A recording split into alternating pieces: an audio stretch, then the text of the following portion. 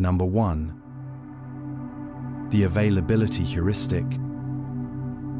You hear about a plane crash on the news. You see headlines about shark attacks. And suddenly, flying or swimming feels riskier than driving. But here's the twist: you're far more likely to be harmed in a car accident. This is the availability heuristic, your brain's tendency to judge likelihood based on how easily something comes to mind. It's not about logic, it's about memory. When examples are vivid, recent, or emotionally charged, they feel more frequent or important. The brain mistakes familiarity for probability. If you've seen 5 crime stories this week, the world feels unsafe, even if crime rates are dropping. Let's break it down. The availability heuristic helps you make quick decisions without deep analysis. That's useful, it saves time, but it can also distort reality. Your brain isn't counting, it's recalling. And it recalls what's loud, scary, or recent. For example, people overestimate the danger of terrorist attacks and underestimate things like high blood pressure or slipping in the bathroom. In politics, it leads to fear-mongering. In personal life, it can cause irrational decisions based on isolated events. Why do we rely on it? Because it's efficient, because survival favored quick thinking, because the brain is wired to notice what sticks. But what sticks isn't always what matters. The problem? It shapes policy, drives panic, fuels stereotypes. We focus on sensational risks and ignore the quiet, probable ones. And when fear outpaces fact, we make poor choices. How can you recognize this bias? Ask yourself, is this scary or is it common? Look for hard data, not just vivid examples. Notice how often your feelings are based on what you've heard, not what's actually true. How do you respond to it? Step back, look for the base rate, the actual numbers. Remind yourself that drama gets airtime, but statistics whisper. Resist overreacting to single stories, no matter how gripping they are. And here's your reminder: your thoughts are shaped not just by reality, but by how reality is presented. Awareness isn't about ignoring fear, it's about measuring it. Number 2. Anchoring bias. Have you ever been shopping and noticed how the original price on a tag makes the discounted price seem like a bargain? Even if you had no idea what the item was worth before, that first number planted in your mind feels oddly persuasive. That's the power of anchoring bias. It's your brain's tendency to rely too heavily on the first piece of information it receives, especially when making decisions under uncertainty. Anchoring works like this. The moment your brain encounters a reference point, a number, a claim, a suggestion, it latches on. Everything that comes after is evaluated in relation to that anchor, not on its own merit. You might be told a job offer starts at TIF 30, 0 per month, and suddenly anything below that feels low, and anything above it feels generous. Even if you don't know the market rate, the first figure shaped your expectations without your consent. In one classic study, researchers spun a random wheel labeled 0 to 100, then asked participants whether the percentage of African nations in the UN was higher or lower than the number on the wheel. Those who saw high numbers guessed higher percentages. Those who saw lower numbers guessed lower. The wheel was completely unrelated, it was rigged, and yet it worked. The anchor influenced them, even though it had no real connection to the question. That's how subconscious this bias is. Let's say someone tells you, most people sleep only 5 hours a night. and then asks how much you sleep. Even if it's unrelated to your routine, your answer will likely hover close to that 5-hour mark. The bias creeps in quietly. Anchoring shapes negotiations, forecasts, appraisals, and everyday opinions. It's why car dealerships start with high sticker prices, and why online stores show inflated original prices before discounts. They know that once an anchor is set, your expectations are hooked. Why do we fall for this? Because it feels efficient. Anchoring reduces mental load. It gives our brains a quick place to start when we're unsure, but it's often arbitrary and misleading. Anchors don't need to be true, just present. And once present, they drag all other thoughts toward them, like a gravity well for your reasoning. To spot anchoring bias, ask, am I comparing everything to a single reference point that may not be valid? If the first number, opinion, or idea is shaping all your thoughts, pause, try resetting. Ask what you'd think if you saw a different number first, or no number at all. And to respond politely, say something like, that number seems high, maybe we should check what the typical range is. Or, let's reevaluate this without focusing on that figure. Anchors are easy to drop, but hard to ignore once they're set. Remember, the first idea isn't always the best one. It's just the loudest. When you slow down, you can choose your own reference point, one that's based on clarity, not convenience. Number 3. The spotlight effect. You trip slightly while walking into a room. Your heart skips, your face heats up, and you instantly think, everyone saw that. But the truth is, most people didn't even notice. That creeping feeling, the sense that all eyes are on you, is the spotlight effect, a subtle bias that makes you overestimate how much people are paying attention to your behavior, your appearance, or your mistakes. It's a psychological illusion. You are always the center of your own experience, so it's natural to believe others are watching closely too. But in reality, people are usually preoccupied with themselves, their phones, their thoughts, their own insecurities. A pimple on your face feels like a neon sign to you. That wrong word you used in conversation replays in your mind for hours. But for others, it's barely a blip if they noticed at all. Studies have shown this over and over. When asked to wear an embarrassing t-shirt and walk into a crowded room, people assumed nearly half the room noticed. The actual number? Less than 20%. Let's say you give a presentation and stumble on one sentence. You'll probably obsess over it. But your audience? They're likely focused on their notes, the slides, or their next task.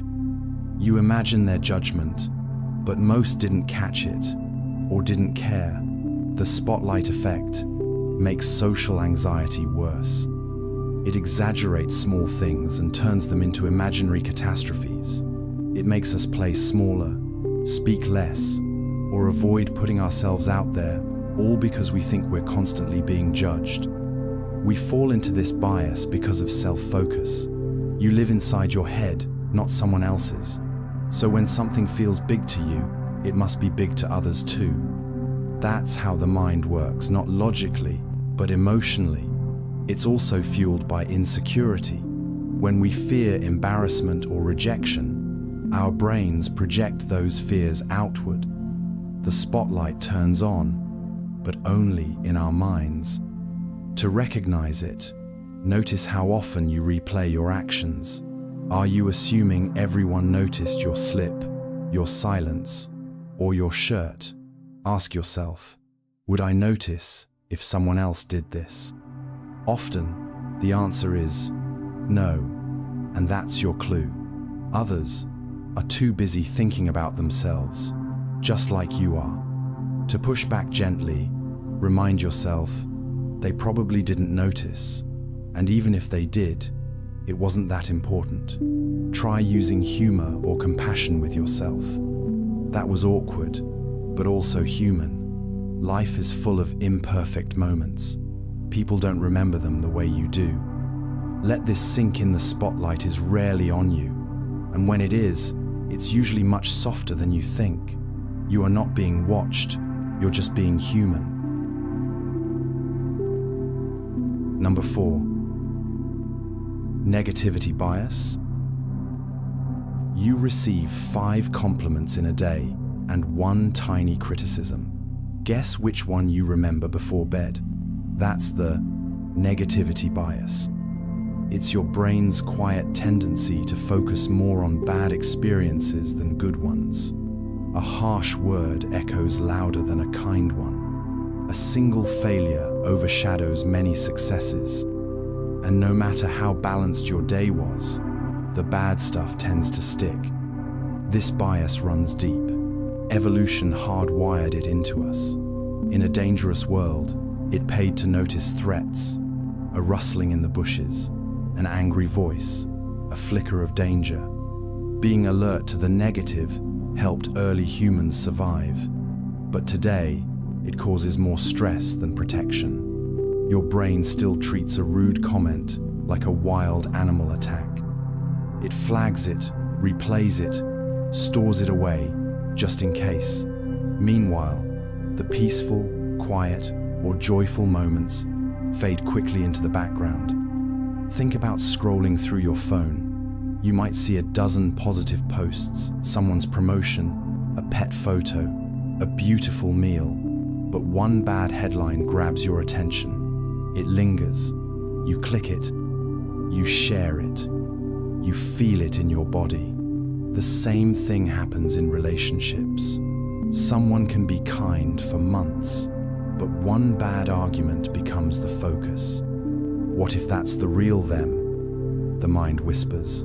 The negativity bias turns single moments into defining truths, even when they aren't. We fall for this because negative events demand more from us.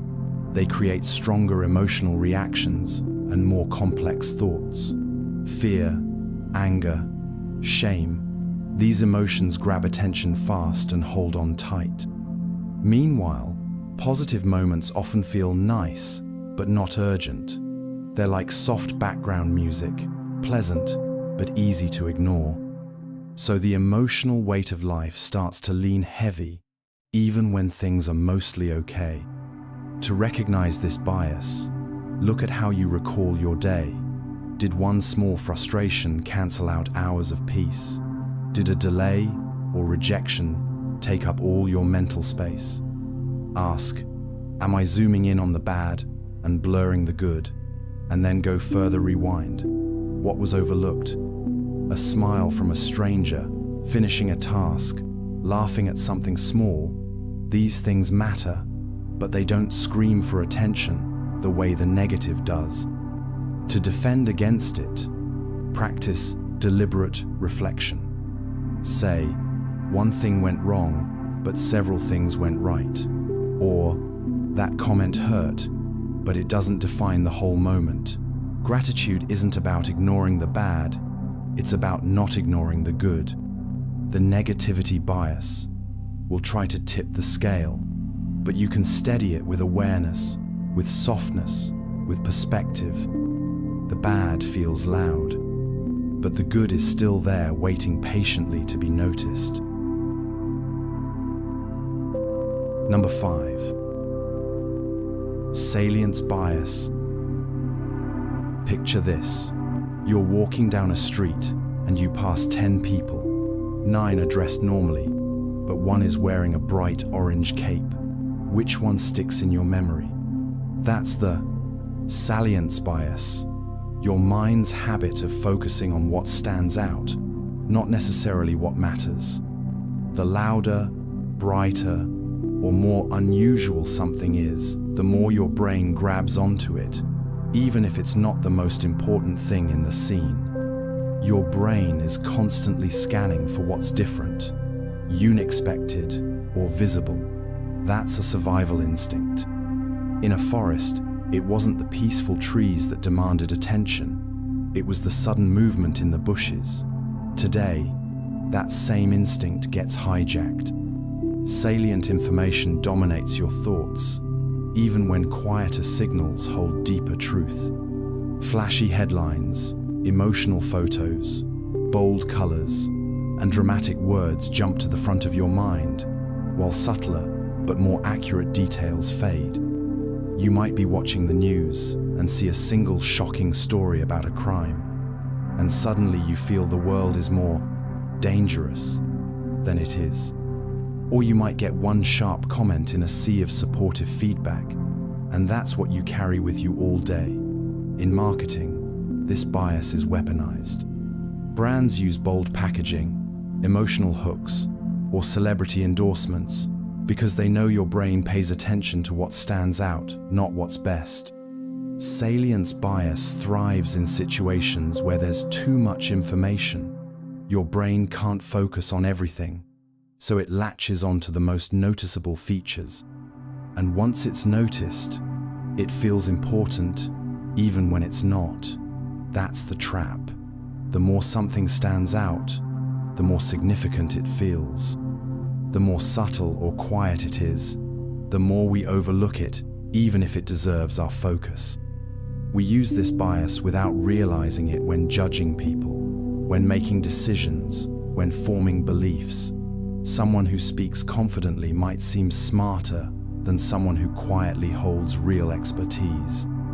A single dramatic event might reshape our opinion about an entire group, country, or idea. And the problem is, salience often replaces depth. We focus on surface over substance. To spot it, ask, am I focusing on this just because it stands out?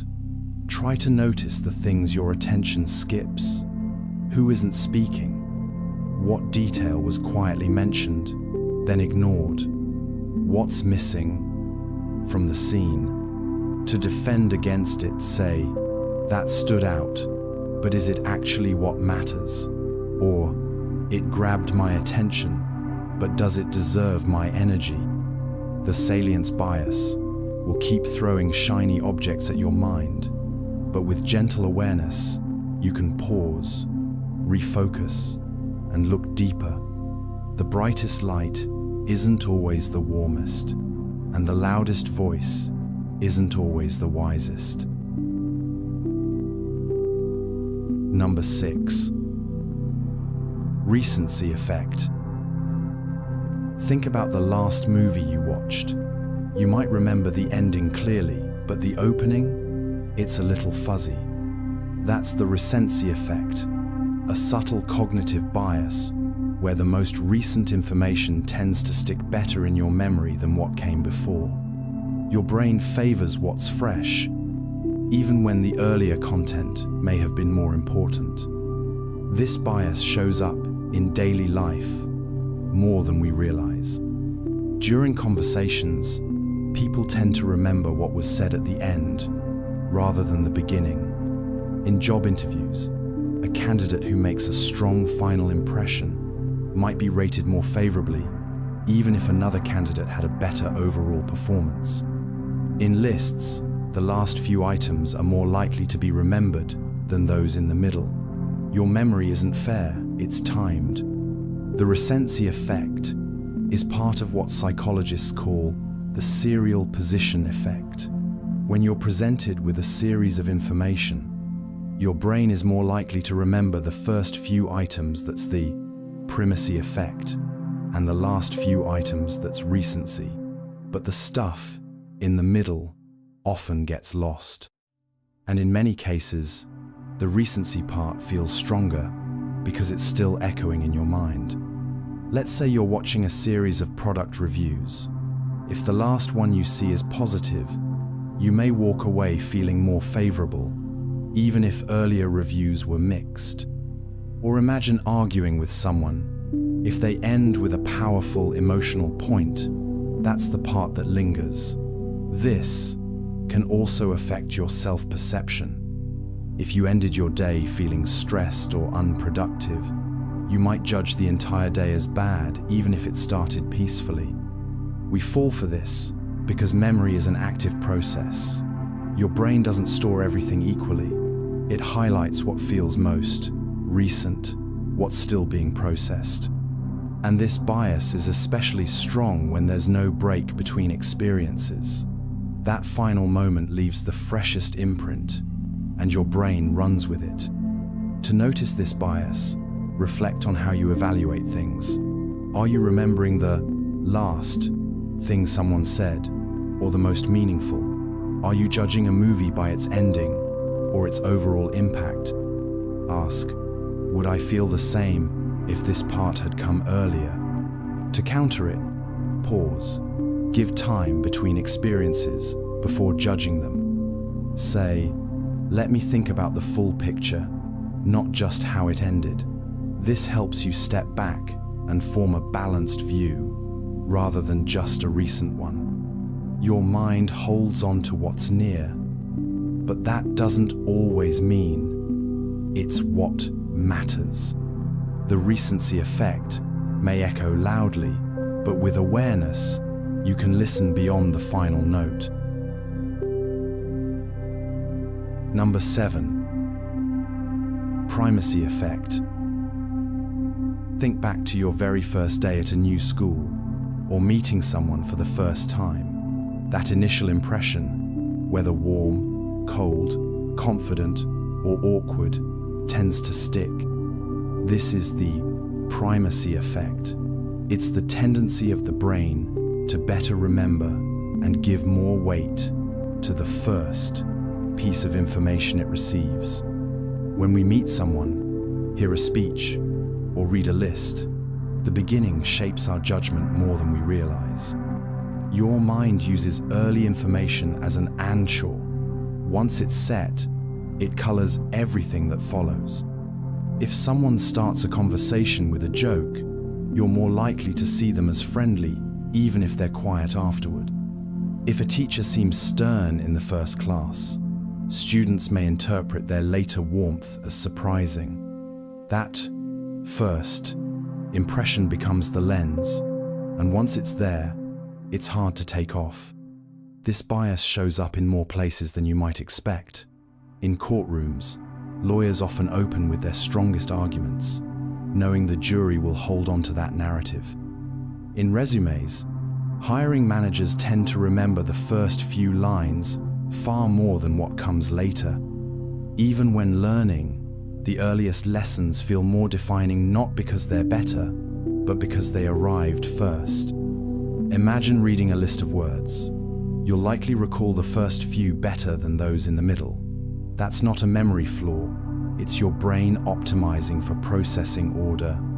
The start gets extra attention, more rehearsal, and deeper storage. And once an idea is stored, new information has to work harder to overwrite it. That's why changing someone's opinion can be so difficult. The original idea got there first. We rely on the primacy effect because it helps us make quick judgments. In uncertain situations, it saves time and effort, but it can also mislead. A person might have a bad day and come off poorly in your first meeting, but be kind and thoughtful in every encounter after.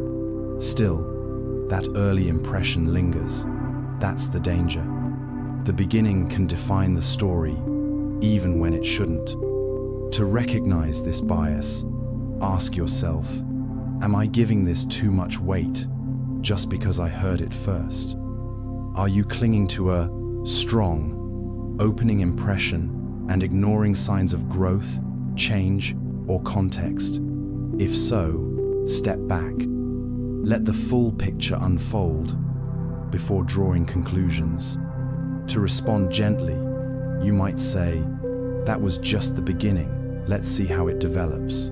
Or remind yourself, first impressions matter, but they aren't the whole story. The primacy effect can be powerful, but you can balance it with curiosity, because sometimes the best part comes after the opening act. Number 8. Von Restorff effect. Imagine being in a room full of people wearing black suits, and one person walks in wearing bright yellow. You can't help but notice them. That's the von Restorff effect, your brain's natural tendency to focus on the item that stands out the most. The odd one out becomes more memorable, more visible, and more important, even when it's not the most relevant thing. Also known as the isolation effect. This bias kicks in when something breaks the pattern. In a sea of sameness, your mind zeroes in on what's different. That difference doesn't have to be huge, just enough to disrupt the flow. Think of a grocery list that reads milk, eggs, bread, toothpaste, bananas. You're more likely to remember toothpaste because it doesn't belong with the others. It stands alone, and your brain likes that. Marketers use this all the time. Packaging that's bold, shapes that are strange, or colors that contrast will draw your attention. A single red notification among a list of gray items feels more urgent. A loud voice in a quiet room feels more authoritative. And emotionally, this bias kicks in too. One dramatic or unexpected moment in a mostly neutral experience can become the thing you remember most, even if it's not representative. Let's say a colleague is mostly quiet and professional, but once they lose their temper. That moment may stick in your mind more than months of calm behavior. Or imagine reading customer reviews. 9 are average. 1 is outrageous. Guess which one you'll remember? It's not about fairness. It's about salience. The von Restorff effect means we give more weight to what breaks the mold, not necessarily what deserves attention. We fall for this bias because our brains are wired to spot change. In the wild, noticing what was unexpected could save your life. But in modern life, it can distort our focus. It leads us to overvalue things that are simply different, not better, and that can skew how we form opinions, how we make decisions, and how we judge people. To recognize this bias, look for where your attention keeps going. Ask yourself, am I focusing on this just because it stands out? Or is this really the most important thing? Or just the most unusual? That awareness gives you the power to recenter. To respond, try saying, "That caught my eye, but let's consider the full context." Or, "It was memorable, but was it meaningful?" The von Restorff effect is not about truth, it's about contrast. It's your mind saying, "Look at that," even when it might not matter. You don't have to ignore what's different, but you can choose not to be controlled by it. Number 9. Frequency illusion. You buy a new car, let's say it's a silver hatchback. That very same day, you start seeing silver hatchbacks everywhere, at traffic lights, in parking lots, passing by your window. Did the world suddenly change? Not quite. That's the frequency illusion. The moment something enters your awareness, you begin to see it more often. But it's not actually appearing more. You're just noticing it more. This bias is sometimes called the Baader-Meinhof phenomenon. It happens when you learn or experience something for the first time.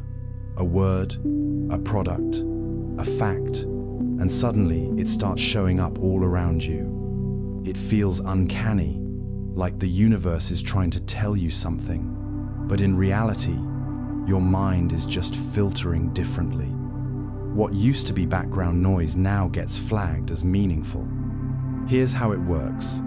Your brain is constantly sifting through massive amounts of information. It has to ignore most of it just to function. But once something becomes relevant, your filters shift. Now, that same car model or brand name or idea gets pushed into your conscious attention, not because it's more common, but because you're now tuned in. It's like buying a highlighter. You didn't suddenly bring yellow into existence. You just made it stand out. Let's say you learn a new word like serendipity. The next few days, you spot it in a book, on social media, maybe even in conversation. It feels magical, but that word was always there. You just didn't have the mental spotlight aimed at it yet.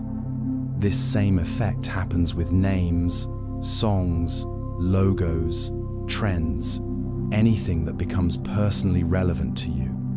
We fall for the frequency illusion because our brains are always trying to create patterns and meaning. When something repeats or appears to it feels significant, that feeling of everywhere makes us think it's happening more, growing faster, or becoming popular. But often, the truth is simpler. We're just noticing what we used to skip. This bias can shape beliefs. If you start researching a health condition, you may feel like everyone has it.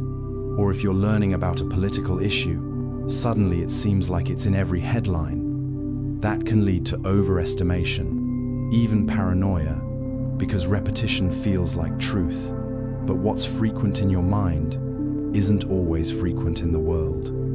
To spot this bias, ask, did this really increase? Or did I just become aware of it? Notice whether your environment truly changed, or if your focus did. To gently counter it, you might say, I've been noticing this more, maybe I'm just tuned in, or that feels common lately, but let me check the actual numbers. The frequency illusion isn't a sign from the universe, it's a sign of what's happening inside you. You changed, not the world. Number 10. Mere exposure effect. Have you ever disliked a song the first time you heard it, only to find yourself humming it days later and eventually adding it to your playlist? That's the mere exposure effect. It's the idea that the more we're exposed to something, the more we tend to like it. Just seeing, hearing, or encountering something repeated can make it feel more appealing, even if our first impression was neutral or negative. Your brain loves what's familiar. It feels easier to process, less threatening, more predictable. In ancient times, this helped us survive. If something had been around us often and didn't harm us, it was probably safe. Over time, our minds built a quiet association between exposure and trust. That same instinct still influences us today, though we rarely notice it. This is why advertisers show the same brand logos over and over, why political slogans get repeated endlessly, why jingles stick. The more times you see or hear something, the more it starts to feel right, or at least less strange. Even with people, the effect shows up. Someone you once found forgettable might grow on you just through routine. They become a familiar face, a stable presence, something your mind gently accepts. Imagine scrolling through social media, a meme, a product, a phrase. The first time you see it, it's nothing special, but after the fourth or fifth time, it feels catchy. It's not that the thing itself improved, it's just your brain becoming comfortable with it. That comfort often gets misread as preference. You don't just recognize it, you start to like it. We fall for this bias because repeated exposure reduces cognitive effort. It takes less brain power to process something we've seen before. That ease creates a feeling of positivity, even if nothing has changed. In psychology, they call this processing fluency. What's easier to process often feels better, and that feeling turns into subtle affection or trust. But there's a downside. The mere exposure effect can make us overlook better options just because we're more used to something else. It can lead us to stick with habits, people, or ideas that feel familiar, not because they're good, but because they're present. Familiarity isn't always truth, and comfort isn't always connection. To notice this effect, ask yourself, do I actually like this, or have I just seen it a lot? If your preferences feel like they've crept in quietly, consider why. To respond thoughtfully, you might say, it's grown on me, but let me look at it with fresh eyes. Or, maybe I'm just used to it, not necessarily drawn to it. The mere exposure effect reminds us what's common feels cozy. But comfort doesn't always mean clarity. Sometimes, liking is just a side effect of repetition. Number 11. False memory bias. Have you ever been absolutely certain you said something, only to have someone else swear you didn't? Or vividly remember a childhood event, only to later find out it never actually happened? That's the unsettling grip of the false memory bias. It's when your brain creates a memory that feels entirely real, even though it's wrong or never happened at all. Memory isn't a recording device, it's a reconstruction. Every time you recall something, your brain rebuilds it, blending fragments of truth with emotion, imagination, and influence. Over time, those reconstructions start to feel solid. You fill in gaps with assumptions. And if someone else agrees with you, the memory feels even more confident, even if it's inaccurate. False memories can come from stories we've been told, pictures we've seen, or dreams that felt like waking life. Let's say your family always joked that you got lost in a mall when you were 5. You've heard the story enough that now you see it in your mind, even though it never actually happened. Or you misplace your keys. Imagine setting them on the kitchen table and start to believe that's where they were, even when they aren't. One famous example is the Mandela effect, a shared false memory where groups of people remember things wrong in exactly the same way. Some swear they saw the Berenstain Bears spelled as Berenstein, or remember a non-existent movie called Shazam starring a 90s actor. These memories feel clear, but they aren't factual. The brain makes the mistake, fills in the blanks, and locks it in as truth. We fall for this bias because memory is emotional, not exact. It favors coherence over accuracy. If a story fits our expectations, or we've imagined it enough times, it takes root. Repetition, social reinforcement, and emotional cues strengthen the illusion. And once we believe something happened, it becomes difficult, even painful, to accept we might be wrong. This bias causes tension in relationships. Two people can remember the same conversation very differently, and both feel certain. It affects eyewitness testimony, decision-making, and even identity. Because if we can remember something so vividly and it's false, what else have we built on memories that aren't real? To notice false memory bias, pause when you feel too certain. Ask, do I know this? Or have I just thought it often enough that it feels true? Look for gaps and be open to correction. To respond kindly, you might say, that's how I remember it, but maybe we experienced it differently. Or, that's possible, but let's double check. The false memory bias reminds us that certainty isn't proof. The mind can feel sure and still be mistaken. But with humility and curiosity, you can hold your memories gently and make space for truth. Number 12. A friend tells you they just got fired. You nod and say, yeah, I kind of saw that coming, but did you really? Or are you just fitting the pieces together now that you know the outcome? That creeping sense that it all along, even when you didn't, is the work of the hindsight bias, is the illusion of predictability. Once something happens, we trick ourselves into believing it was from the start. Our brains revise our memory of what we expected, shaping the past to fit the present. We think we anticipated the breakup, the missed opportunity, the surprise win. But really, we're just stitching a clean narrative, the fact. Imagine watching a mystery movie for the second time. Every clue feels clearer, every twist expected. You tell yourself, how did I miss that? But that's hindsight, speaking, not foresight. In real life, we do the same thing. A business fails, a stock drops, a person changes, and we say, it was bound to happen, forgetting how uncertain it felt at the time. This bias is comforting. It makes the world feel more orderly. If we believe that outcomes were predictable, then maybe the future is more manageable.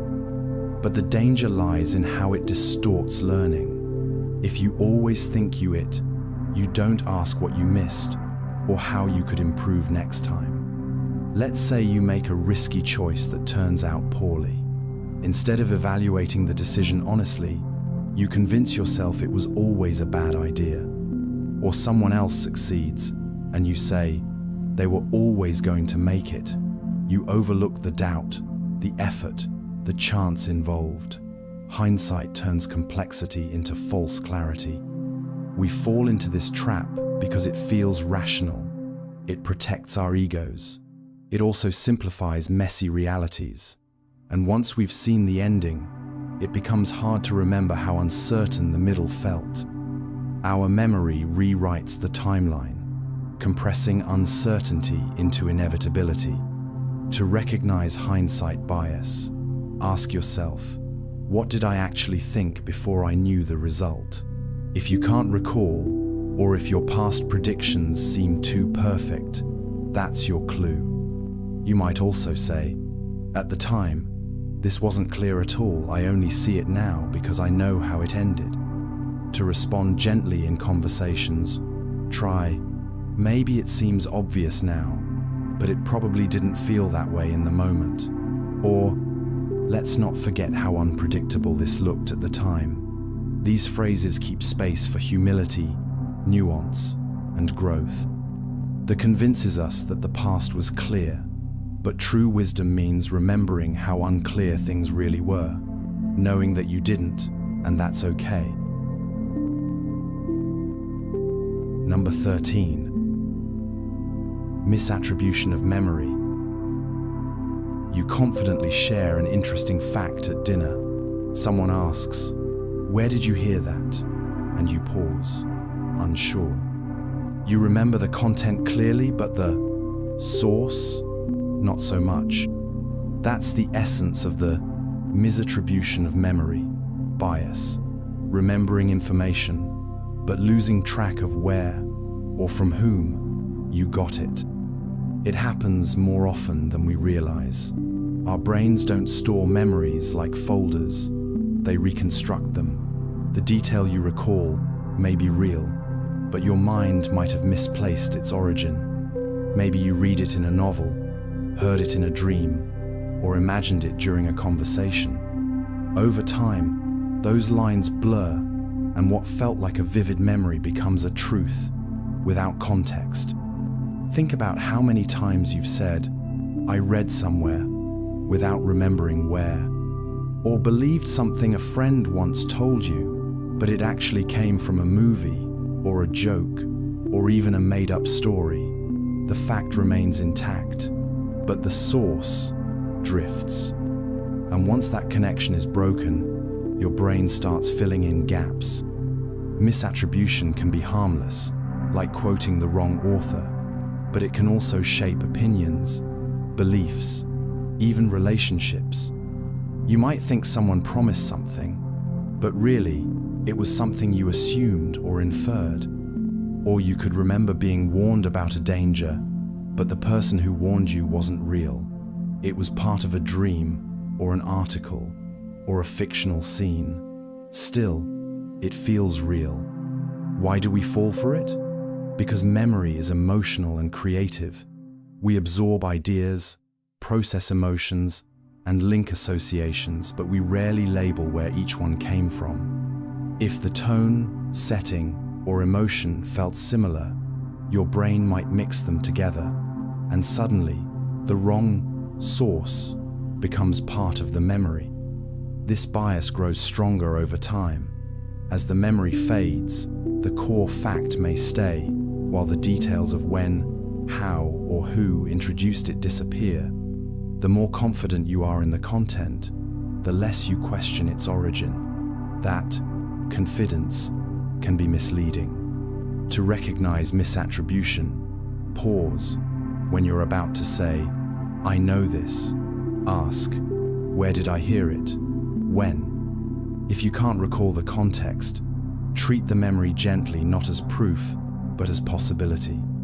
And when others misattribute something, respond softly, "That sounds familiar. Maybe we both read it somewhere." To defend against it, double-check stories before repeating them. Try saying, "I'm not sure where this came from, but I remember it like this." That kind of honesty invites curiosity, not correction. Because sometimes, the brain mixes the right idea with the wrong voice. The misattribution of memory reminds us, remembering isn't the same as knowing.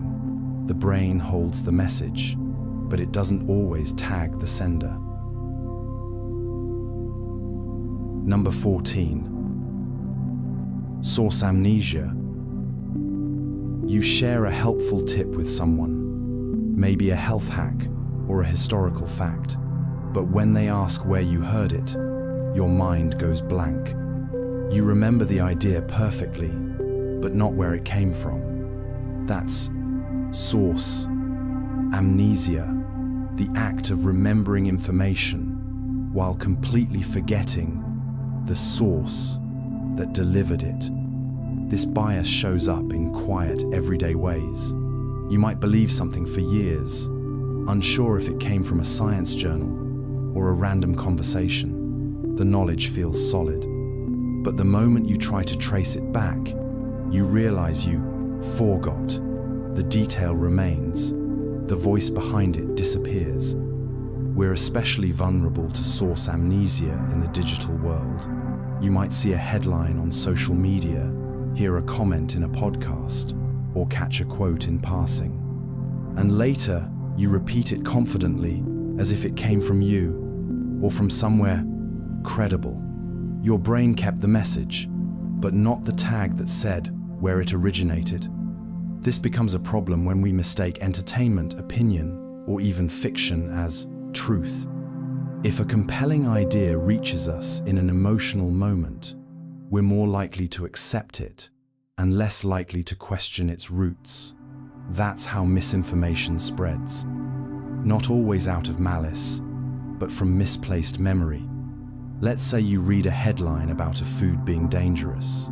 A week later, you avoid it but don't remember why. Or someone warns you about a health risk, and you recall the warning, but not whether it came from a medical journal or a viral video. When the source is missing, the authority of the information becomes unclear but still emotionally real. We fall into source amnesia because of how memory works. Our brains don't always bind content to context. When something is repeated often or shared confidently, it gains familiarity. And familiarity often feels like truth, even if it came from the wrong place. To recognize source amnesia, notice when you say, "I read somewhere," or "I think I heard," and can't finish the sentence.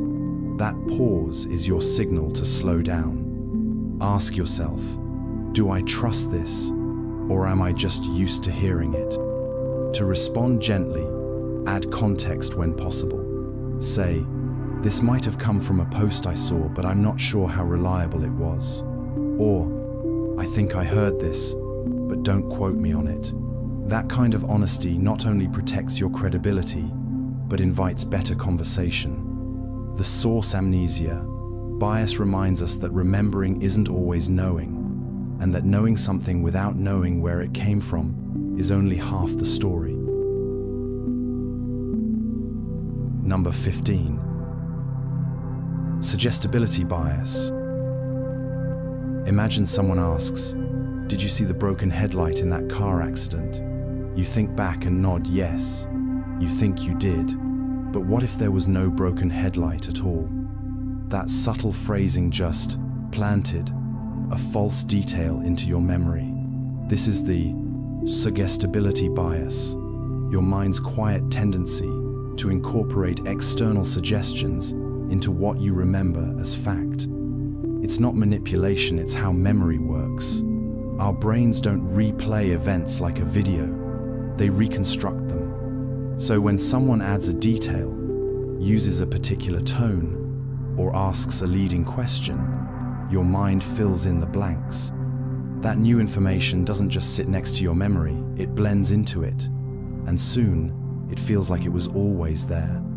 Researchers have demonstrated this over and over. In one study, participants watched a short film of a car crash. When asked, how fast were the cars going when they hit each other? The answers were moderate, but when the word smashed was used instead, the estimates were much higher, and people even remembered glass shattering, though none existed.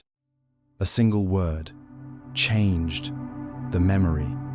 It happens in therapy, in interviews, in everyday conversations. A friend says, "Remember how angry he was?" And suddenly, your mind adjusts, the moment becomes more intense than it really was. Or a news anchor says, "The suspect was clearly aggressive," and your mental image sharpens with that tone. The memory was real, but now it's been edited, subtly and silently. Why do we fall for this? Because we trust others. We assume they noticed what we didn't. And because memory is fluid, new inputs mix easily with old impressions. The more times something is repeated or affirmed, the more sure it feels, even if it never happened. Emotion also plays a role. A suggestion wrapped in fear, anger, or confidence feels harder to question. This bias can have serious consequences. In eyewitness testimony, for instance, a single leading question can permanently distort someone's recollection. It can affect how we remember arguments, events, or even relationships. What someone tells us after the fact may not match what actually happened, but our mind can't always tell the difference. And once that memory is reshaped, it becomes the new truth. To spot suggestibility, pay attention to the language others use when talking about shared experiences. Ask, "Did I really notice that? Or was it mentioned later?" And if your memory feels too aligned with someone else's phrasing, take a step back. It might not be your original recall. To defend gently, say, "That's how you saw it. I'm not sure I remember it that way." Or, "Interesting. I hadn't thought of that detail before." This keeps your memory open, but not overwritten. The suggestibility bias shows how easily our minds can be rewritten, not with lies, but with influence. Your memories are precious. Guard them carefully. Number 16. Cryptomnesia. You're brainstorming late at night, and suddenly a brilliant idea hits you. It feels new, exciting, original. You jot it down proudly. But a few days later, you realize you heard that idea somewhere else, maybe in a podcast, a book, or a casual conversation. That's cryptomnesia, when you mistake a memory for something you just created. It's not stealing, it's not intentional. It's your brain retrieving a forgotten fragment of information and rewrapping it as fresh thought. You don't realize it's a memory, you experience it as inspiration. That's why it feels so authentic. The memory lacks the "this came from somewhere" tag, so it slips through the mental filter and lands in your own ideas folder. This happens more often than we think, especially in creative work. Writers, musicians, designers, even scientists have all faced accusations of plagiarism, only to realize later they unconsciously recreated something they'd been exposed to before. It wasn't theft, it was cryptomnesia, memory dressed up as creativity. Let's say you're writing a song. A melody comes to you effortlessly. Months later, someone points out it's nearly identical to a tune you heard years ago. You listen and freeze. It's true, but in your mind, it felt like yours. That's the subtle trick of the brain. The idea was stored, the source was lost, and the brain presented it back to you as your own. We fall into this bias because memory storage isn't flawless. Information gets indexed loosely. You might remember the what, but not the when or where. The brain retrieves the content, but leaves out the origin. When there's no attribution, your mind assumes authorship. And the more you trust your intuition, the more convincing it becomes. You say, "This feels right. It must be mine." And it's hard to question a moment that felt so genuine. But cryptomnesia reminds us memory and imagination sometimes overlap. This bias can cause embarrassment, legal trouble, or self-doubt. You may be accused of copying, even when your intent was pure. Or worse, you might go years believing an idea was yours, only to realize it belonged to someone else. That moment can shake your creative confidence. To recognize it, ask yourself, does this idea feel familiar for a reason? If it came too easily, or feels polished from the start, pause. Try to trace its path. Did you hear something like it before? Look through your notes, past inspirations, or references. To respond humbly if it happens, say, "I may have internalized this earlier and confused it with something I came up with." That small admission can preserve trust and open conversation, because sometimes the best ideas aren't new, they're simply remembered. Cryptomnesia is a gentle glitch in the mind where memory pretends to be invention, and awareness helps you stay honest without losing your spark. Number 17. Rosy retrospection. You think back to your school days and remember the laughter, the friendships, the slow afternoons. But somehow, the stress before exams, the awkward silences, and the feeling of uncertainty don't seem as vivid. That's rosy retrospection, the tendency to look back on the past as being better than it really was. Our brains naturally smooth the rough edges of memory. Over time, negative details fade, while the positive ones glow a little brighter. The discomfort dulls, and what's left is a soft focus version of events, not inaccurate, but not complete either. We fall into this because the mind isn't trying to deceive, it's trying to comfort. It wants you to see your past as meaningful, joyful, worth remembering, so it adds a gentle glow to the timeline. Even tough experiences are often recalled with unexpected fondness. That stressful vacation becomes a funny story. That exhausting job? Actually, it wasn't so bad. It's most noticeable when you hear people say, "Those were the good old days," even if those days were filled with conflict, bills, or boredom. The pain fades, but the highlights remain. That's not a flaw, it's a function. a kind of emotional memory editing that prioritizes warmth. Let's say you moved to a new city and struggled at first. You felt lost, uncertain, disconnected. But years later, you look back and miss that apartment, the smell of coffee shops, the little rituals you created. You're not wrong, but you're seeing the past through a filtered lens. This bias becomes especially strong in moments of stress or dissatisfaction. When the present feels heavy, your mind reaches for lighter memories. It used to be simpler, you say. I was happier back then. But often, that's not the whole story. The past might seem better, not because it was, but because it's no longer here. To recognize this bias, pause when you find yourself longing for how things used to be. Ask, am I remembering everything or just the good parts? Try to recall the full picture, the struggles alongside the smiles. Nostalgia isn't wrong, it's just incomplete. To respond with balance, say, that was a beautiful time and it had its challenges too. Or, I'm grateful for those memories, but I know they weren't perfect. These phrases help anchor you in both appreciation and reality. Rosy retrospection gives us comfort.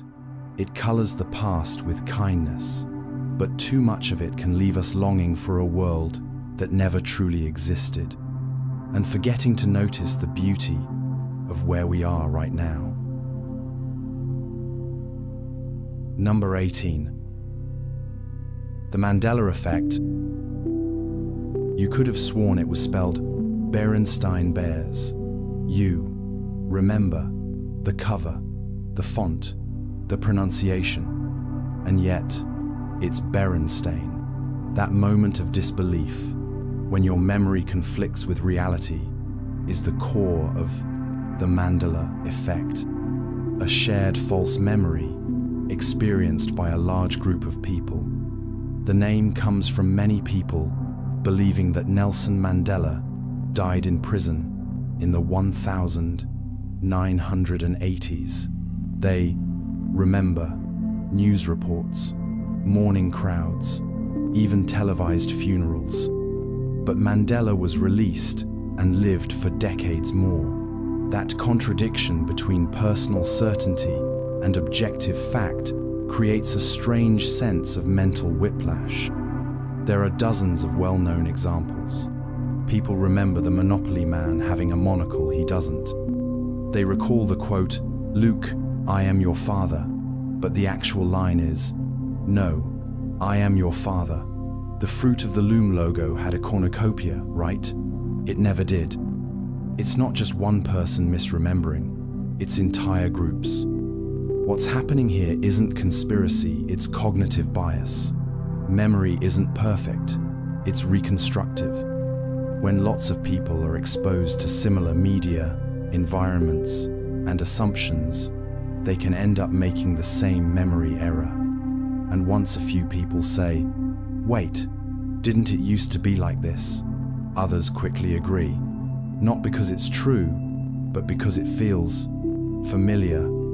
We trust our memories. They feel vivid, emotional, real. So when we're told we're wrong, especially about something we feel certain of, it's disorienting. It can feel like reality itself has shifted. But in most cases, the memory wasn't erased. It was just never accurate to begin with. Why does this happen? Our brains naturally fill in gaps. If a spelling looks more typical or a line sounds more dramatic, we remember the version that makes more sense. We compress events, blend influences, and adopt cultural shorthand. And when others validate our version of reality, it becomes harder to let go. This bias speaks to something deeper, how easily our perception of truth can be shaped not just by facts, but by familiarity, suggestion, and repetition. and how whole groups can share the same wrong memory and feel completely certain of it. That collective certainty creates a strange comfort, even if it's rooted in error. To recognize this bias, pause when something feels off, but oddly familiar. Ask, do I remember it directly, or do I just remember hearing others say it? And to soften the impact, say, that's how I remember it too, but maybe memory's playing tricks on both of us. The Mandela effect reminds us that memories aren't fixed. They're stories the brain keeps rewriting. And sometimes, even when we all remember the same thing, we still get it wrong. Number 19. Spacing effect.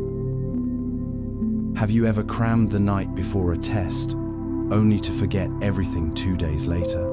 But when you study slowly, over time, just a little here and there, it sticks. That's the spacing effect. The idea that you remember more when information is spaced out over time, instead of delivered all at once. Your brain needs time to consolidate memories. It doesn't thrive under pressure. It thrives with repetition and rest. When you revisit something after a delay, it becomes a little harder to recall. But that struggle actually strengthens the memory. Each time you return to the material, your brain reinforces the connection. Not just once, but through effortful retrieval, spaced, not stacked. This principle is why long-term learning benefits from a gap between sessions. If you review something immediately, it feels easy, but that ease is deceptive. You're just recalling it from short-term memory. But if you wait a day, and then another, and then a week, each retrieval session forces your brain to work a little harder, and that's what locks it in. Let's say you're learning a new language. Instead of repeating vocabulary 10 times in one day, you spread those 10 repetitions across 10 days. It may feel slower, but it's far more effective. That space gives your memory room to grow, like watering a plant just enough, then letting the roots settle before watering again. We fall into the trap of believing that more time spent at once means more knowledge retained. But the brain isn't a sponge, it's a builder. It stacks memories brick by brick, not in one pour. And that space between study sessions is where real memory strength is formed. This bias affects how we approach education, habits, even creativity. When we binge ideas or practice non-stop, we feel productive, but we may actually be weakening retention. The spacing effect reminds us that pausing isn't slacking, it's part of learning. To recognize this, notice when you're tempted to cram. Ask, am I giving my brain time to absorb this? If something feels easy too quickly, it might not last. Space it out. Return to it tomorrow. Make forgetting part of the process.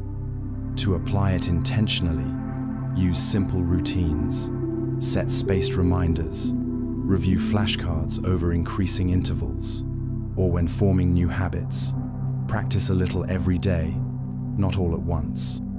Consistency beats intensity when it comes to memory. The spacing effect tells us something beautiful. Forgetting isn't failure, it's an invitation to repeat. And with the right gap, what was once hard to hold becomes something you never forget. Number 20. The Google effect. You learn an interesting fact, maybe the capital of a country or the year a film was released, but a week later, it's gone. Why bother remembering it, you tell yourself, when you can just look it up again? That's the Google effect, the tendency to forget information when we know it's easily available online. Our brains have always offloaded memory first to paper, then to books, and now to search engines. But the digital age has accelerated it. We don't just forget over time. We forget immediately because we expect to have access whenever we want. The knowledge isn't stored in our heads, it's stored in our browsers. This isn't always bad.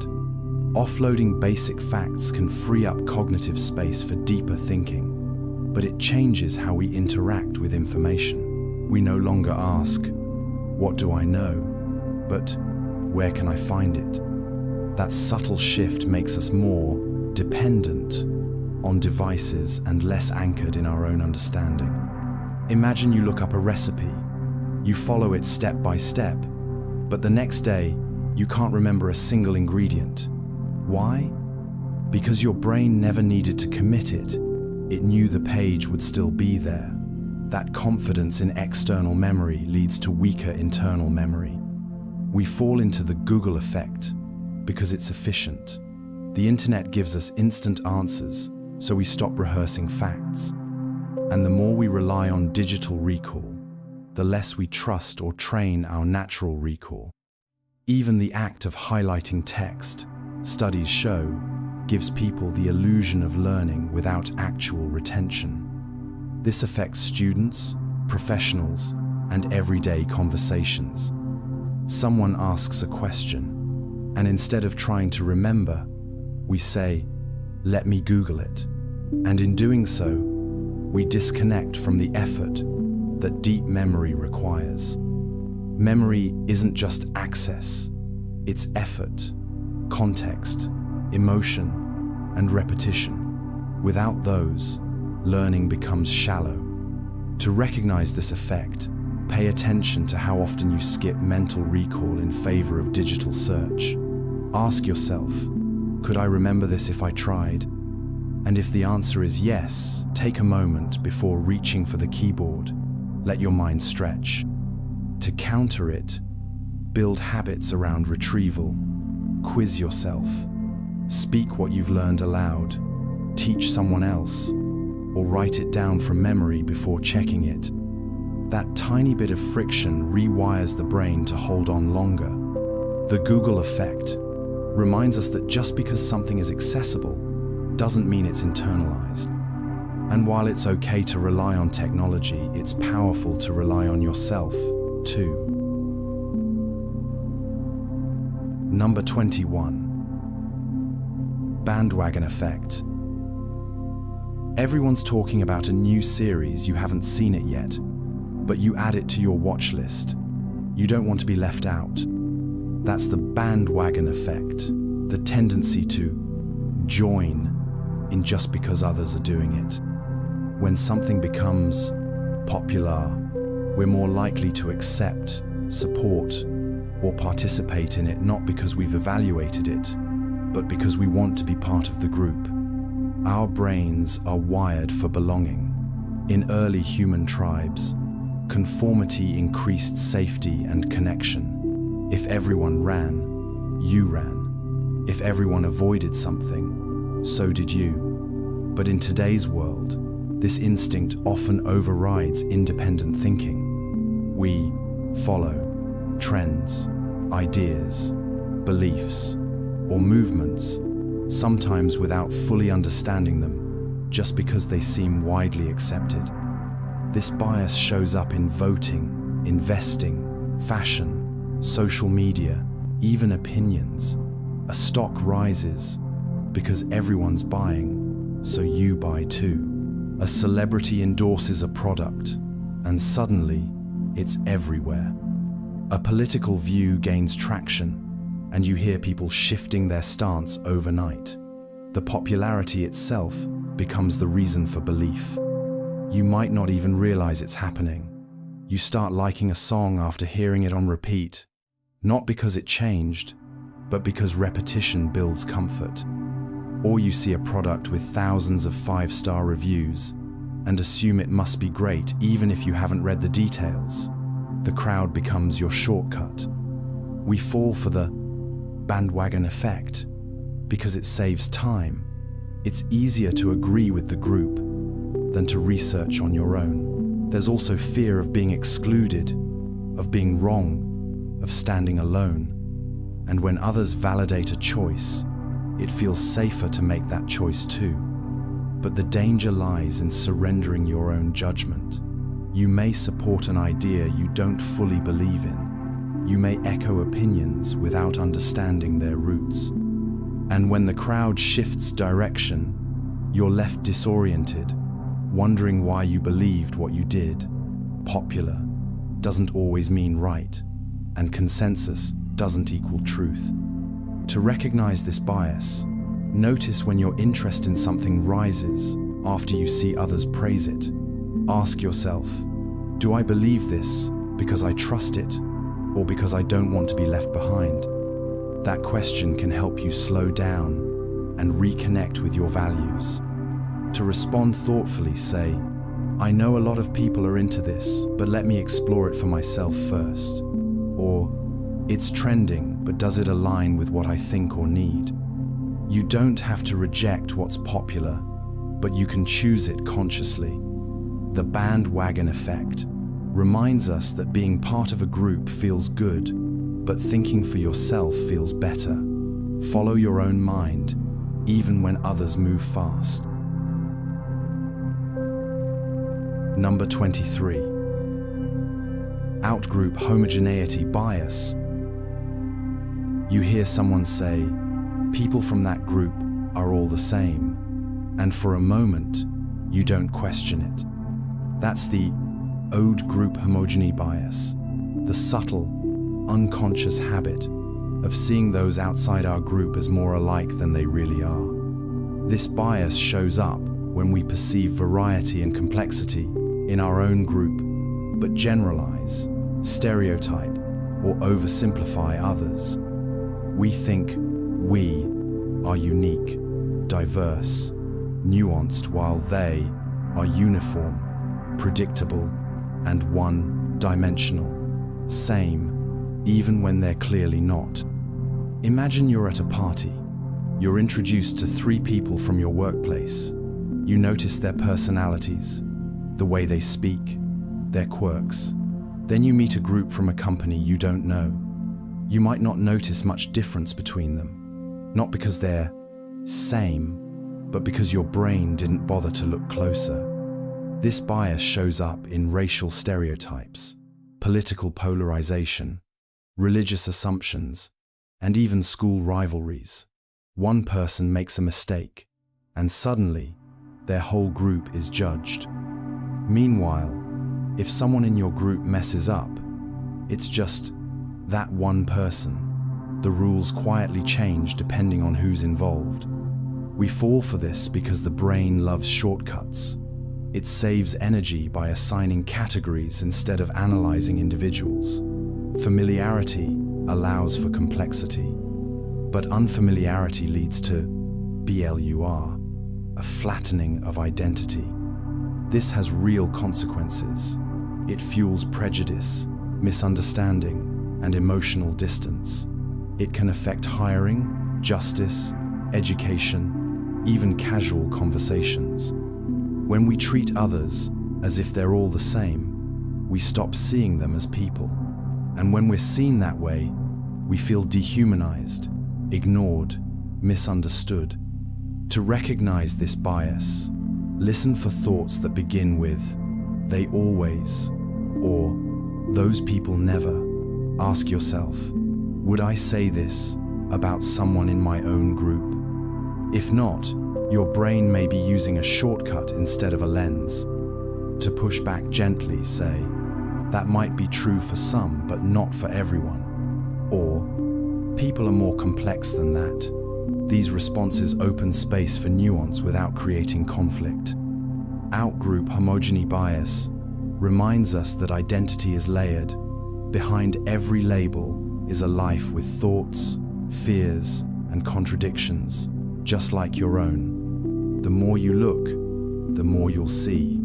They're not all the same, and neither are we. Number 24. Groupthink. You're in a meeting. An idea is presented that doesn't feel quite right, but no one speaks up. Everyone seems to agree, so you stay quiet too. That's the pull of groupthink. When a group values harmony and consensus so much, it suppresses disagreement, even when dissent might be necessary. In groupthink, people don't speak their full minds.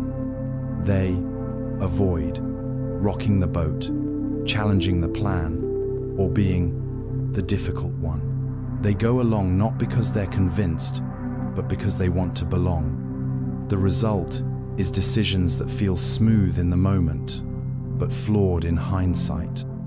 This bias thrives in environments where unity is prized. Teams, classrooms, governments, companies. The desire to be part of the group overpowers the instinct to question. People censor themselves, assuming others must know better. But often, many others are silently doing the same. Let's say a group is launching a product. One person has a concern maybe about safety or pricing, but they hold it back. Everyone else seems on board. They think, maybe I'm overthinking it. But if everyone's quiet, the group moves forward with a blind spot no one voiced. We fall into groupthink because disagreement feels risky. It can lead to conflict, judgment, or isolation. And being part of the group feels good, validating, secure, safe. So we trade truth for comfort, awareness for approval, clarity for cohesion. The problem? Silence doesn't mean agreement, and unity without critique often leads to poor outcomes.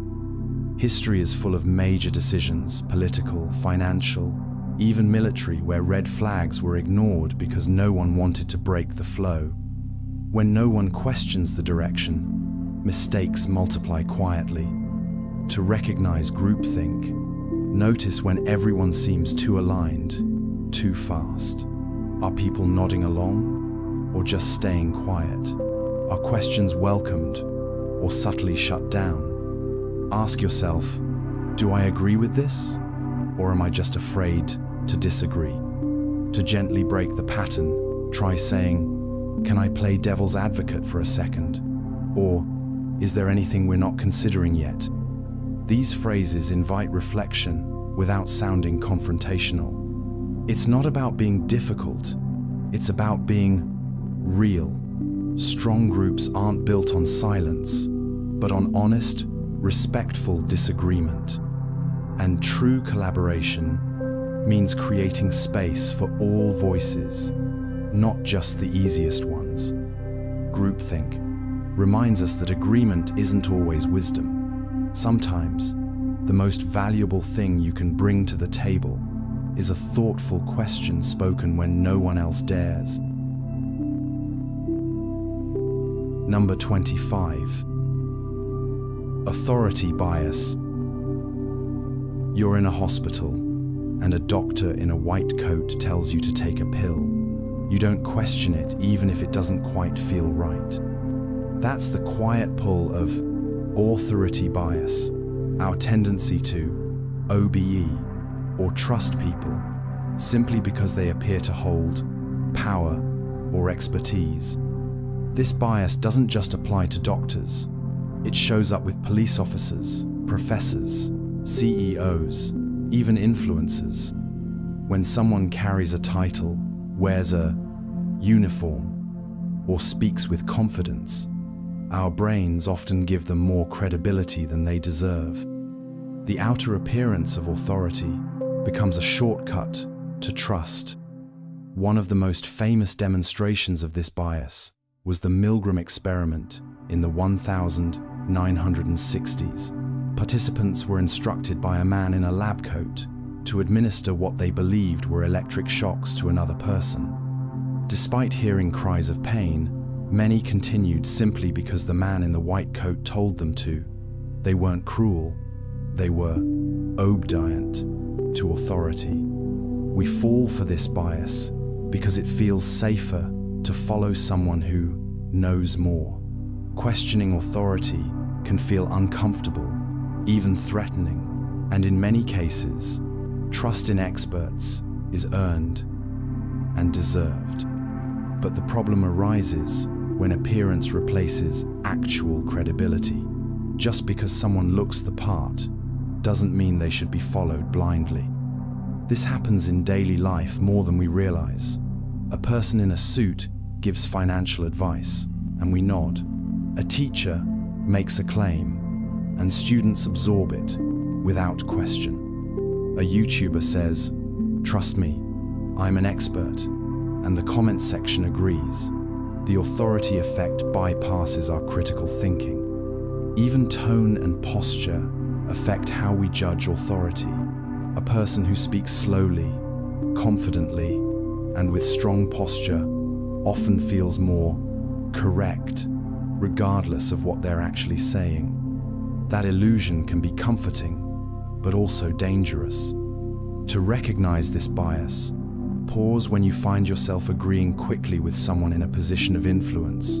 Ask, do I trust this because of what they're saying, or because of who they appear to be? Look for credentials, context, and reasoning, not just presentation. To respond gently, you might say, "That makes sense, but I'd like to double-check that information." Or, "Can you point me to where that comes from?" These phrases maintain respect while encouraging clarity. Authority bias reminds us that trust should be earned, not assumed. Respecting someone's role doesn't mean giving up your own ability to think, question, and decide. Number 26. Conformity bias. You're sitting at a table with 5 others. A simple question is asked something with a clear answer. One by one, everyone chooses the same wrong response. When it's your turn, you hesitate. You know the right answer, but you say what they said. That moment is a quiet example of conformity bias, when we change our thoughts, beliefs, or behaviors just to fit in with the group. This bias doesn't mean you've been persuaded. It means you've been pressured often without even realizing it. The desire to belong outweighs the desire to be right. In groups, especially when we're uncertain, we tend to mirror others, not because they're correct, but because they're confident, or simply the majority. A classic study by Solomon Asch in the 1950s illustrated this. Participants were asked to match line lengths. When alone, nearly everyone answered correctly. But when placed in a group where others gave clearly wrong answers, many conformed, even when the mistake was obvious. The discomfort of standing out was stronger than the urge to correct the error. You've likely felt this in real life, laughing at a joke you didn't find funny, agreeing with a plan you didn't believe in, or staying silent when something felt wrong. Not because you changed your mind, but because no one else seemed to object. That silence can be contagious. We fall into conformity because being part of the group is deeply rewarding. It feels safe, accepted, easy. Disagreeing can feel like rejection or risk. So we nod along, echo the crowd, and reshape our opinions to match what's around us. But the cost is authenticity. Conformity bias shows up in schools, workplaces, families, even social media. When certain views dominate a space, others shrink to fit them. Not because those views are better, but because they're louder, and over time we forget what we believed in the first place. To recognize this bias, pause when your opinion suddenly aligns with everyone else's. Ask, do I really agree, or am I just going along? Notice when silence feels safer than speaking up. Discomfort is a clue, not a signal to stay quiet. To respond gently, say, I might see this a little differently, can I share? Or, I'm not sure I agree, and that's okay. These phrases open space without closing off connection. Conformity bias reminds us that fitting in is tempting, but being true to your voice is powerful. Sometimes, it's not the loudest opinion that matters. It's the honest one that takes courage to speak. Number 27. Social comparison bias. You hear someone's success story. Maybe they got promoted, launched a business, or published a book. Instead of feeling happy for them, a quiet discomfort bubbles up. And then, almost instinctively, your mind begins to find flaws. They're lucky, you think. They had help. That's social comparison bias, when jealousy disguises itself as judgment. This bias makes it hard to see others succeed without interpreting it as a threat. It doesn't mean you're unkind, it means your brain is trying to protect your self-image. When someone appears to be doing better, your mind races to explain why it's okay that you're not there yet. And often, it does this by subtly tearing them down. You might compare yourself to peers, colleagues, friends, especially those in a similar field or age group. The closer someone is to your own life path, the more intense the bias can feel. She only got that job because she knew someone. He's successful, but he probably doesn't have a personal life. These aren't facts, they're emotional defenses. We fall into this bias because we measure ourselves socially. We rarely judge our progress in a vacuum. Instead, we ask, how am I doing compared to others? And when someone seems ahead, it triggers a feeling of lack. The gap, real or imagined, makes us uncomfortable. The bias works by justifying that discomfort. Instead of saying, they're ahead and I admire that, we say, they don't deserve it, or I wouldn't want that life anyway. It helps us feel better in the short term, but it distorts our view of both others and ourselves. It blocks inspiration. It hides envy beneath criticism. This shows up in conversations, social media, even silent thoughts. A friend shares good news, and you smile, but something tightens inside. Or you scroll through achievements online and find yourself thinking, that's not really impressive. And just like that, judgment becomes easier than growth. To recognize this bias, watch your reactions to others' success. Do you downplay their effort? Do you tell yourself their path was easier? Ask, would I feel differently if I weren't comparing myself? And is this about them or about me? To respond with grace, say, I'm happy for them, and it's okay that I feel something too. Or, that's inspiring, what can I learn from their journey? These thoughts shift envy into curiosity and judgment into motivation. Social comparison bias reminds us that other people's success isn't our failure. Their rise doesn't mean your fall, and their light doesn't dim yours. Number 28. False consensus effect. You assume that your friends agree with you, that most people vote like you, think like you, react like you. But when someone responds differently with surprise or confusion, it throws you off. That's the false consensus effect. The belief that our views, habits, or values are more widely shared than they actually are. This bias quietly tells you most people would agree with you, and it feels obvious. If you think something is smart, reasonable, fair, you assume others will too. If they don't, it doesn't just feel like disagreement. It feels like an anomaly, like something's wrong with them, not your assumption. We fall into this bias because our immediate circles often reflect us. Our friends, colleagues, and online communities reinforce similar beliefs. The algorithms around us feed us more of what we already think. So when we look out at the world, we're seeing a mirror, not a window. Imagine posting an opinion online and being shocked at the backlash. You thought everyone felt the same.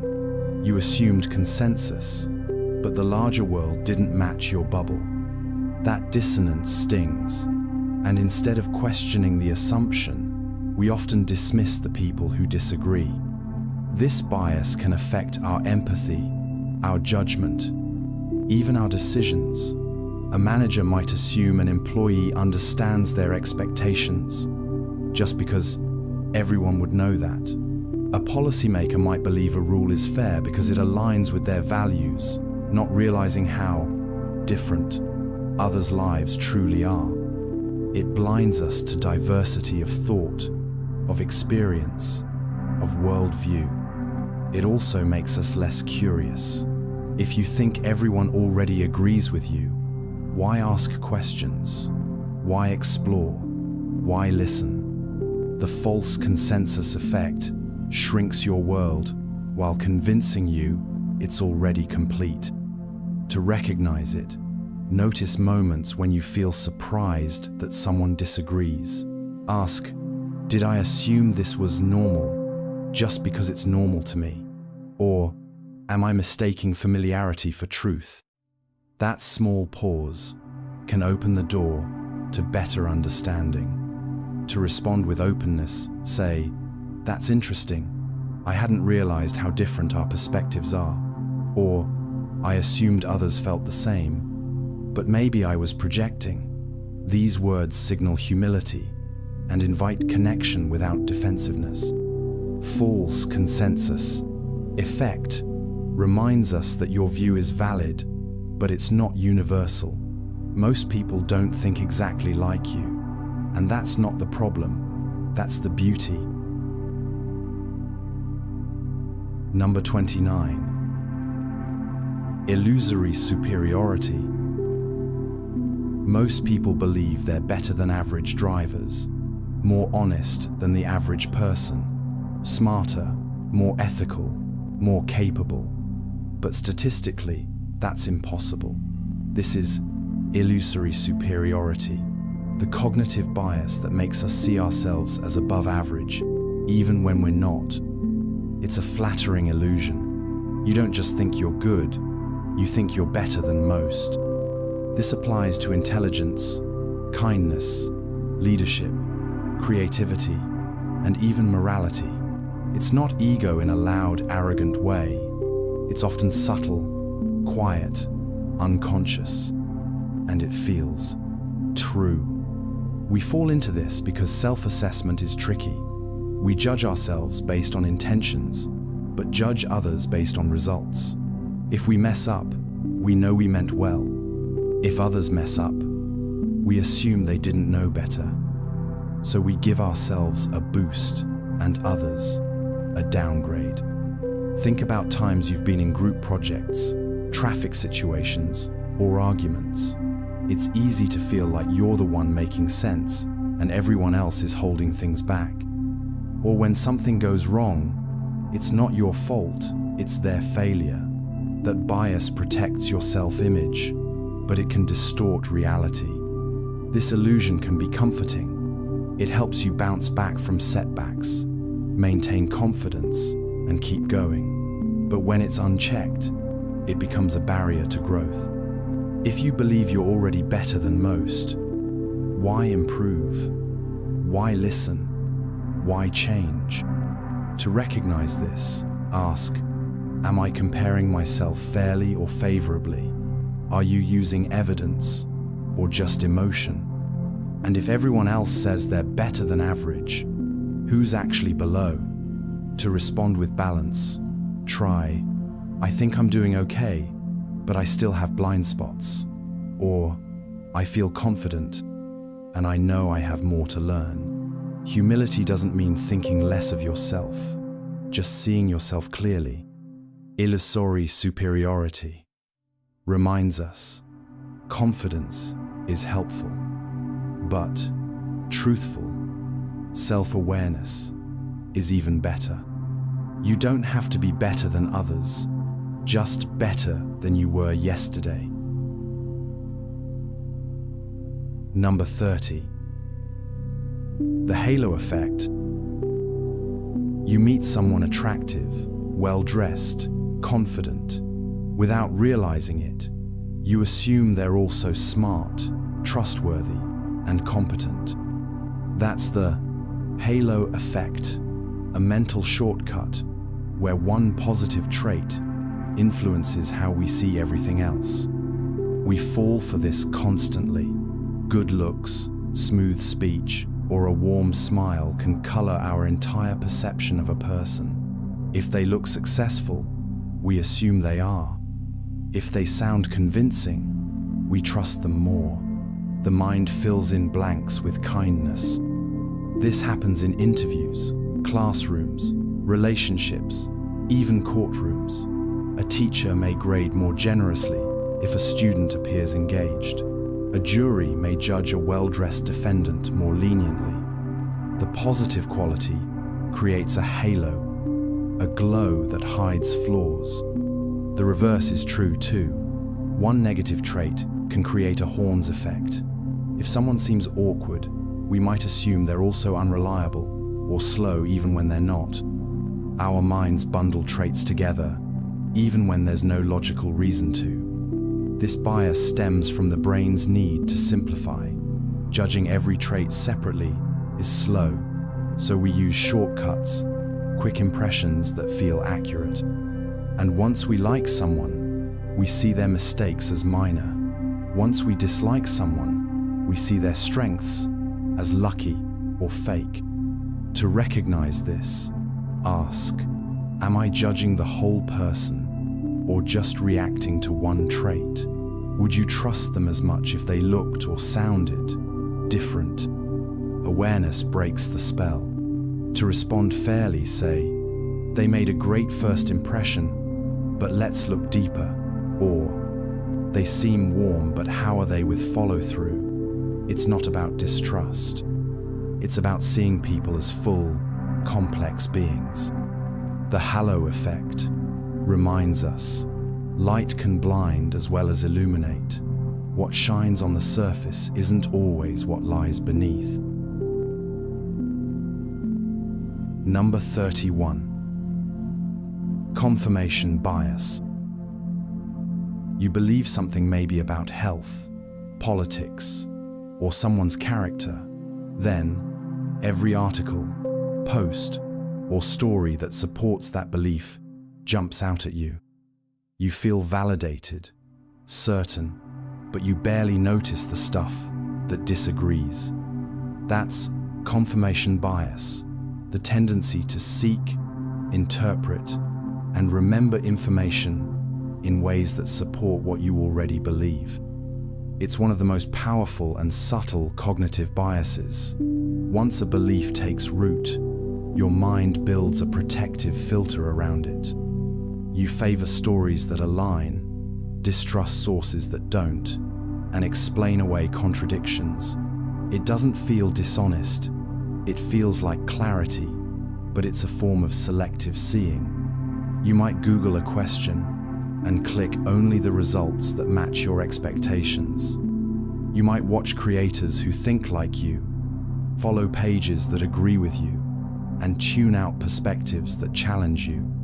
Over time, this echo chamber grows stronger, and your belief feels more and more true, not because it's accurate, but because it's reinforced. We fall for this because uncertainty is uncomfortable. The human brain craves consistency. Once we adopt a belief, it feels like part of our identity, and questioning it, that feels like a threat. So we protect it, not maliciously, but unconsciously. The danger is that this bias narrows our thinking. It makes us double down on bad ideas, ignore evidence, or push others away. It affects research, decision-making, relationships, even justice. And the smarter we are, the better we become at defending wrong ideas with clever reasoning. To recognize confirmation bias, pause when something confirms your belief too perfectly. Ask, am I accepting this just because it fits what I already think? Or, what would challenge my belief, and am I willing to look at it? To respond gently, try, that supports my view, but what's the other side say? Or, I want to understand this more completely, not just comfortably. These thoughts invite curiosity back into your thinking. Confirmation bias reminds us what feels true isn't always what is true. If you want to be right, be willing to be wrong. Number 32. Belief bias. Someone shares a logical argument, but you reject it instantly. Why? Not because the logic was flawed, but because the conclusion doesn't match what you believe. That's belief bias, when you let your personal beliefs override objective reasoning. You judge an argument not on how valid it is, but on how much you like, where it leads. If the conclusion fits your worldview, you accept it. If it doesn't, you find ways to dismiss it, even if the logic is sound. It's not about facts, it's about comfort. Let's say someone claims, all fish live in water, goldfish live in water, therefore, goldfish are fish. Seems fine. Now change the conclusion to something political or personal, and your reaction might shift.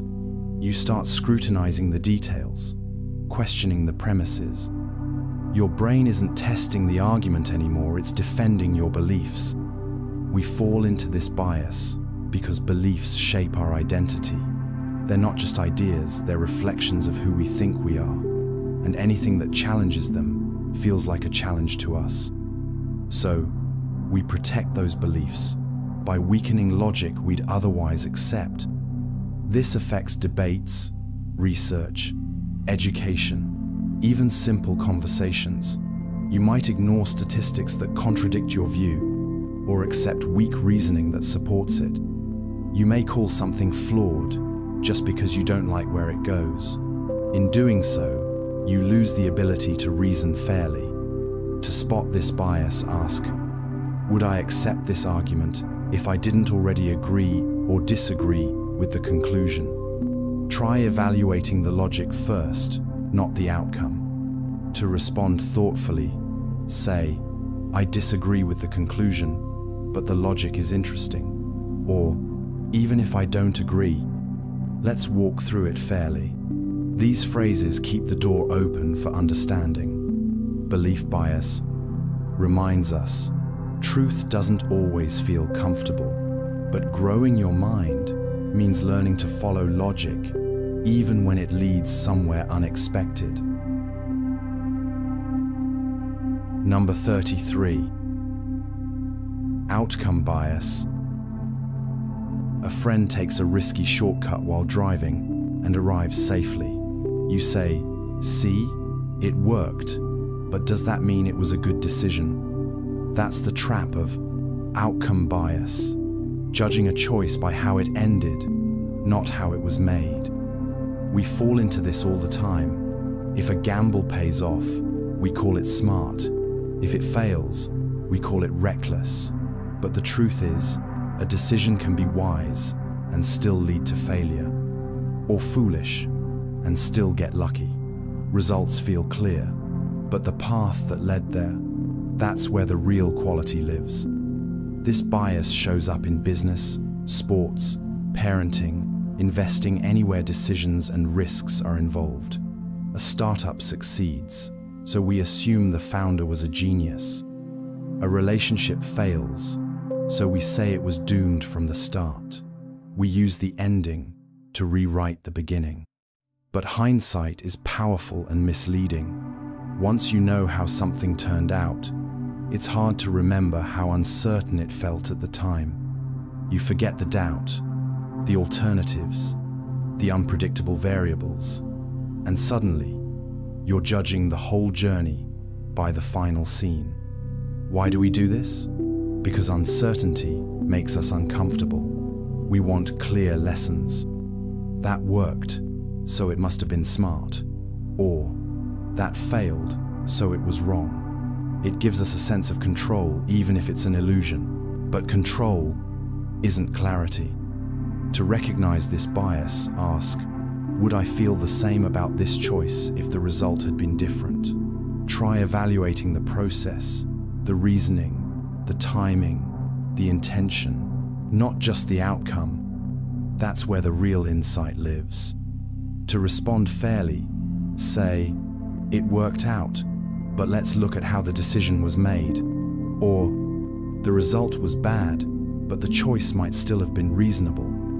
This helps you separate outcome from judgment. Outcome bias reminds us good decisions don't always end well, and bad outcomes don't always mean mistakes. And judge the path, not just the destination. Number 34. Overconfidence effect.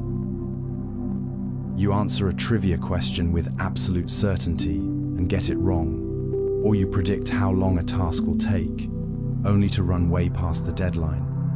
That's the overconfidence effect, the tendency to believe we know more, can do more, and will succeed more often than reality supports. It's not arrogance, it's cognitive illusion. Our minds overestimate knowledge, memory, and ability. We feel certain, even when we're wrong. That feeling of confidence isn't always based on facts, but on emotion, identity, and comfort. This bias shows up in predictions, decisions, and self-assessments. People consistently overestimate how well they understand topics. They underestimate risks. They give confident forecasts about complex outcomes and rarely check how accurate they actually were. It's not that they lie, they just believe. We fall into this effect because confidence feels good. It helps us act, commit, lead, but when it goes too far, it clouds judgment. You stop asking questions. You stop listening. You trust your gut over data. And when you're wrong, the fall is harder to see or admit. Let's say you're 100% sure you locked the door, but didn't, or you know how someone will respond, and they surprise you. That certainty was the illusion. And the effect? Missteps, missed chances, and misunderstanding. To notice this bias, ask, how confident am I, and why? And what would make me question this? If you can't name a doubt, you might be missing something. Confidence isn't the problem unchecked. Confidence is. To respond wisely, say, I feel sure, but let's test that. Or, that's my guess, but I could be wrong. That small humility opens the door to better decisions. Overconfidence effect reminds us, certainty isn't always knowledge. The wiser you get, the more you're okay not knowing. Number 35. Planning fallacy. You start a small project, just a quick task. You think, this will take an hour, maybe 2, but 4 hours later, you're still working. That's the planning fallacy, the tendency to underestimate how long things will take, even when you've done them before. This bias makes us optimistic, not because we're careless, but because we forget the friction of reality. Delays, distractions, setbacks, fatigue. These things feel distant when we're making plans. Our future self always seems faster, more focused, more productive, until that future becomes now. It happens with work, travel, writing, chores, anything with a timeline. You tell yourself you'll finish by Friday. You set a deadline, But the days pass faster than expected, and suddenly you're rushing, late, or falling behind again. We fall for the planning fallacy because we focus on best-case scenarios. We imagine what could go right, not what usually goes wrong. We remember the goal, not the grind.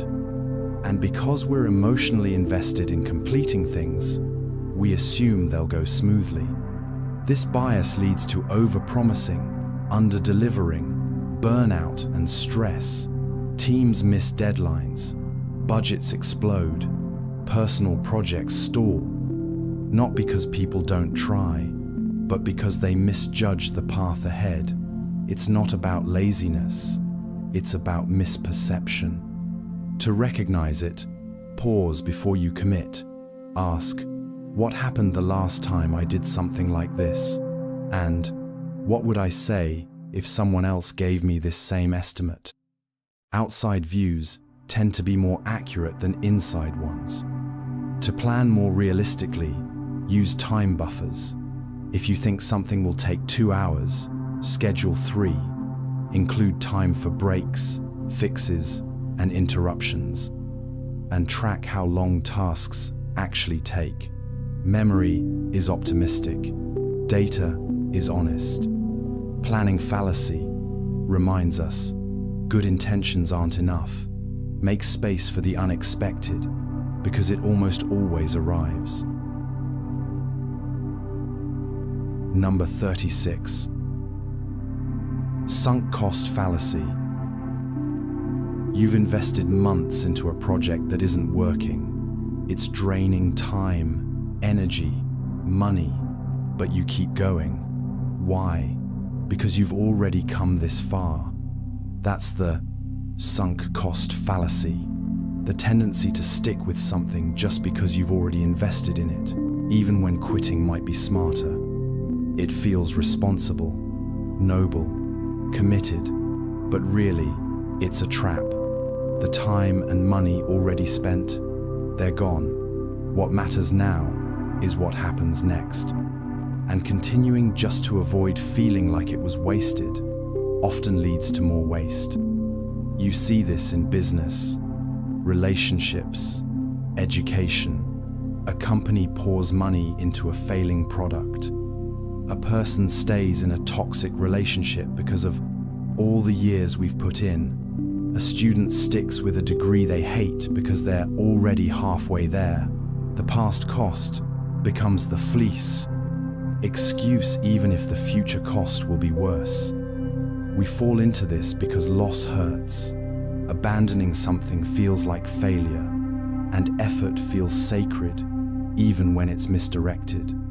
But holding on for the wrong reasons often means missing better paths. To recognize this, ask, if I hadn't already invested in this, would I still choose it today? If the answer is no, you may be clinging to a sunk cost. Focus on future value, not past effort. To respond with clarity, try saying, what's done is done, what matters is what's best now. Or, that chapter taught me something, but maybe it's time to turn the page. These phrases shift your thinking from regret to release. Sunk cost fallacy reminds us, walking away isn't weakness. Sometimes, the strongest choice is knowing when to stop. Number 37. The gambler's fallacy. You're watching a roulette wheel. It's landed on red 5 times in a row. You lean forward and whisper, it has to be black this time. That's the gambler's fallacy, the mistaken belief that chance has a memory.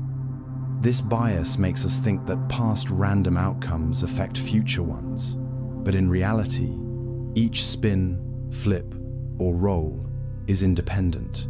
The wheel doesn't know what came before, but your brain does, and it hates long streaks. We fall into this when we expect balance in the short term. If something happens a lot like heads on a coin, we believe the opposite is due. as if randomness evens itself out quickly.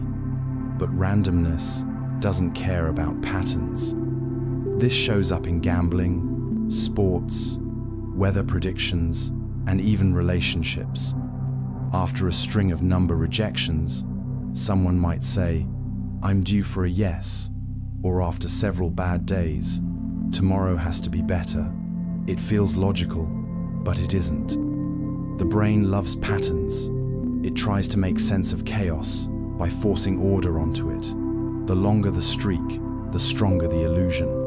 But randomness is stubborn. It follows no memory, no fairness, no balancing act. To spot this bias, ask, am I expecting something to happen just because it hasn't happened recently? Or am I mistaking streaks for signals? Remind yourself, independent events have no memory. To respond, try, each outcome is its own, not part of a cycle. Or, the odds haven't changed, only my perception has. These reminders bring logic back into your thinking. The gambler's fallacy reminds us the universe isn't keeping score. Chance has no conscience. Number 38. Base rate neglect.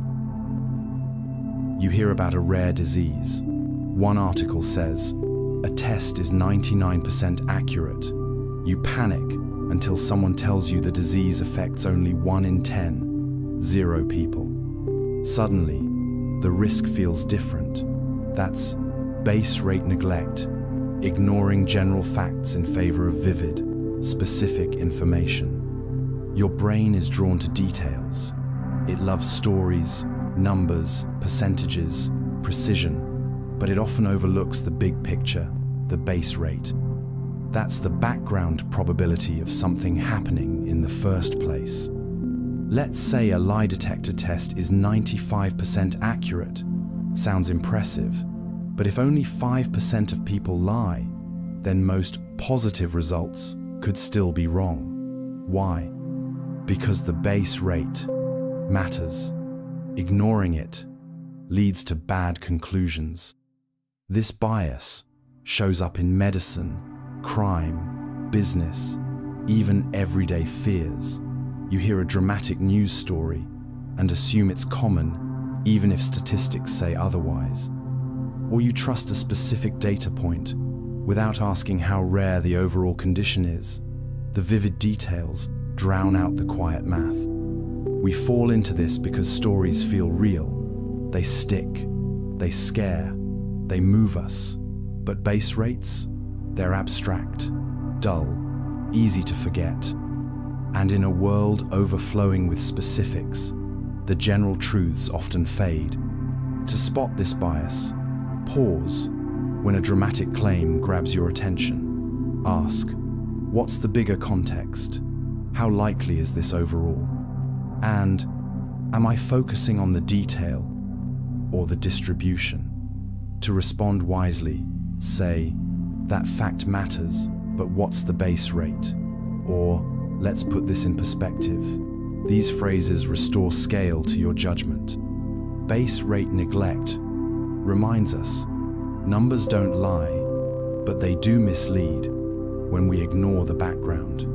Don't just ask what's true, ask how often it's true.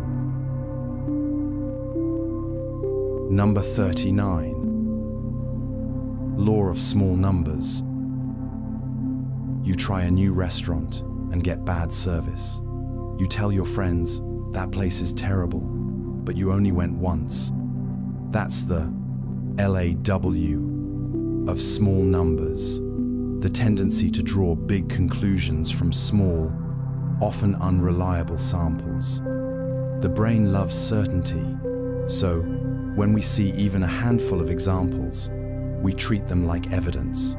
One bad experience, we label it a pattern. 2 good reviews, we trust the product. But small samples are noisy. They don't show the full picture. This bias shows up in business, healthcare, education, even relationships. A teacher sees one bad assignment and assumes the student is struggling. A startup fails, and people say the whole industry is doomed. We jump to judgment not because we're irrational, but because our minds are impatient. We fall for this because small numbers feel personal. They're easy to remember, easy to feel.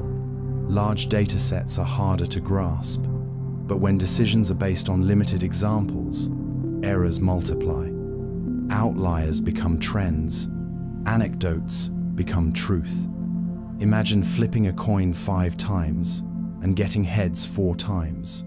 You might say, this coin is biased, but if you flipped it 100 times, the randomness would even out.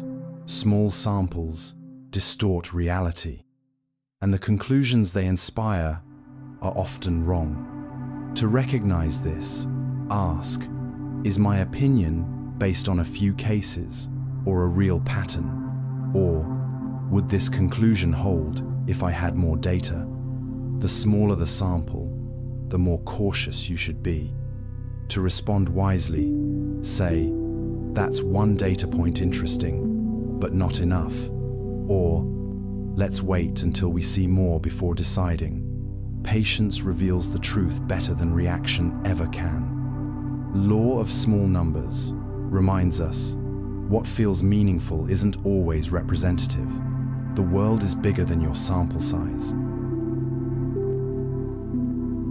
Number 40. Zero risk bias. You're choosing between 2 options. One reduces risk a little, the other claims to eliminate it entirely. You instantly lean toward the one that says, zero risk. That's the zero risk bias.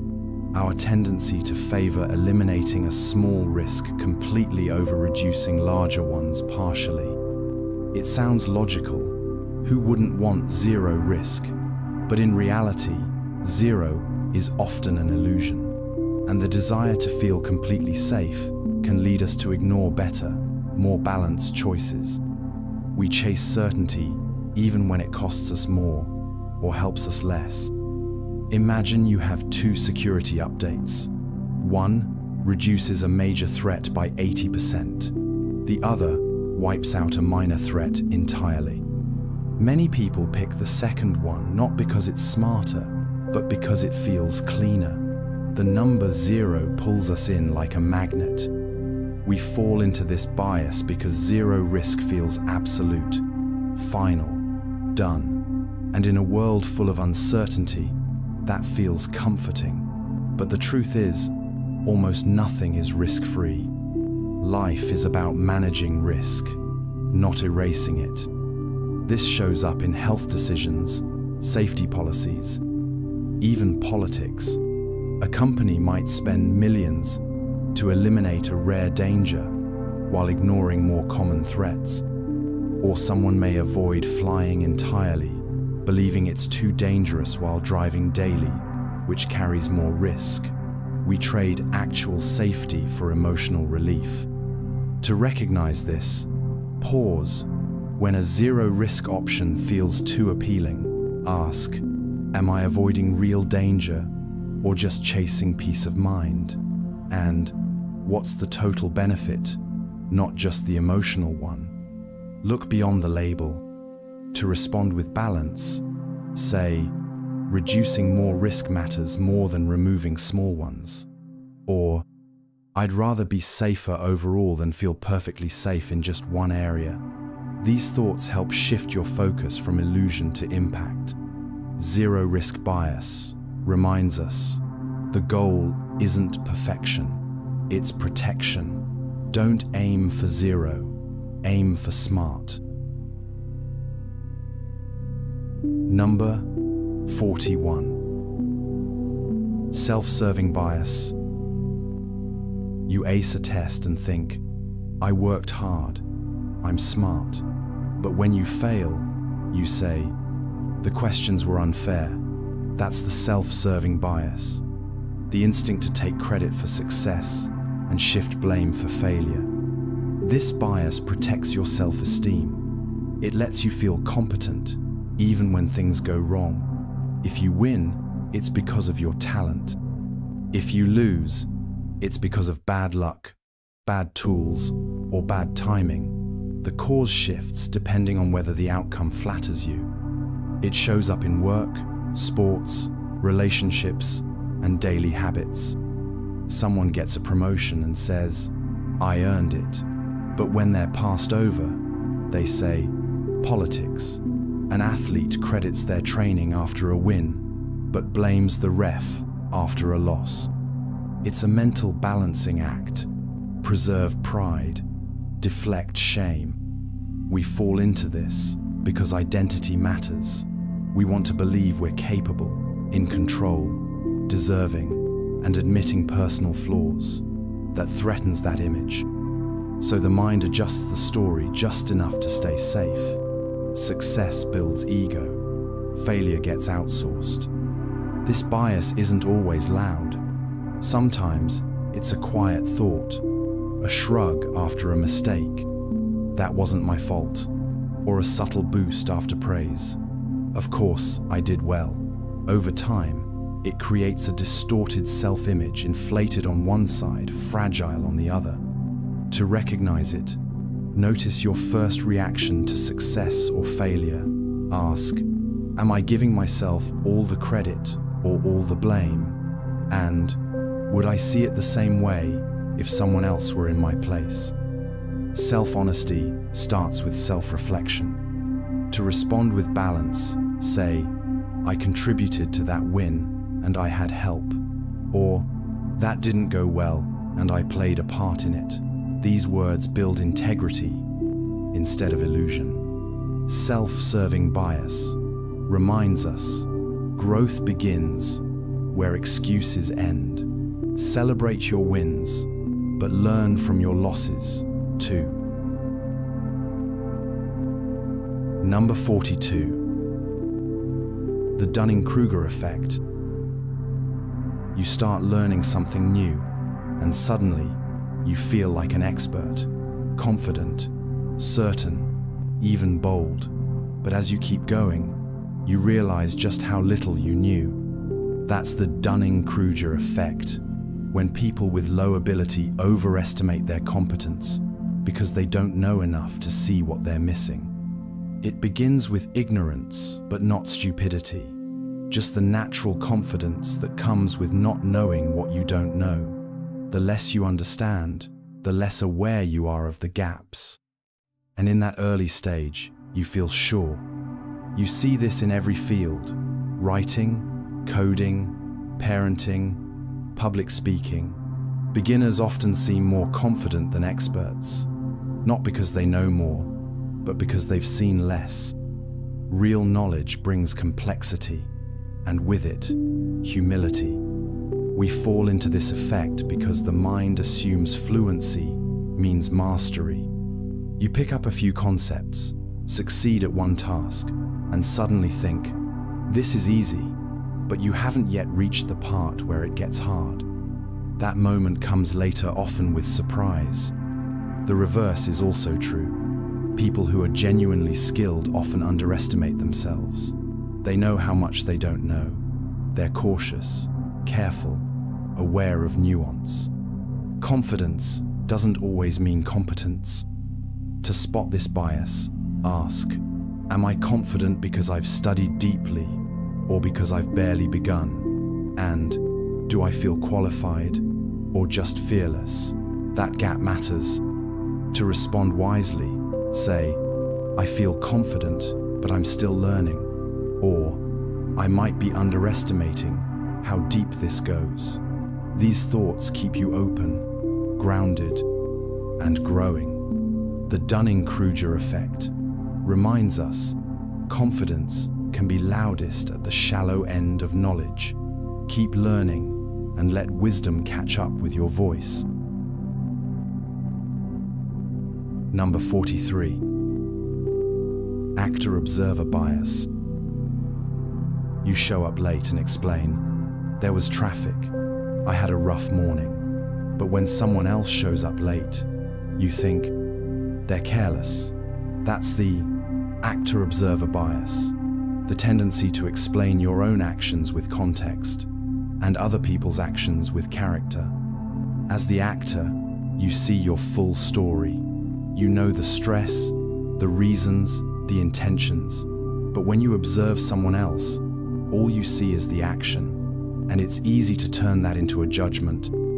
They're rude, they're lazy, they're not trying hard enough.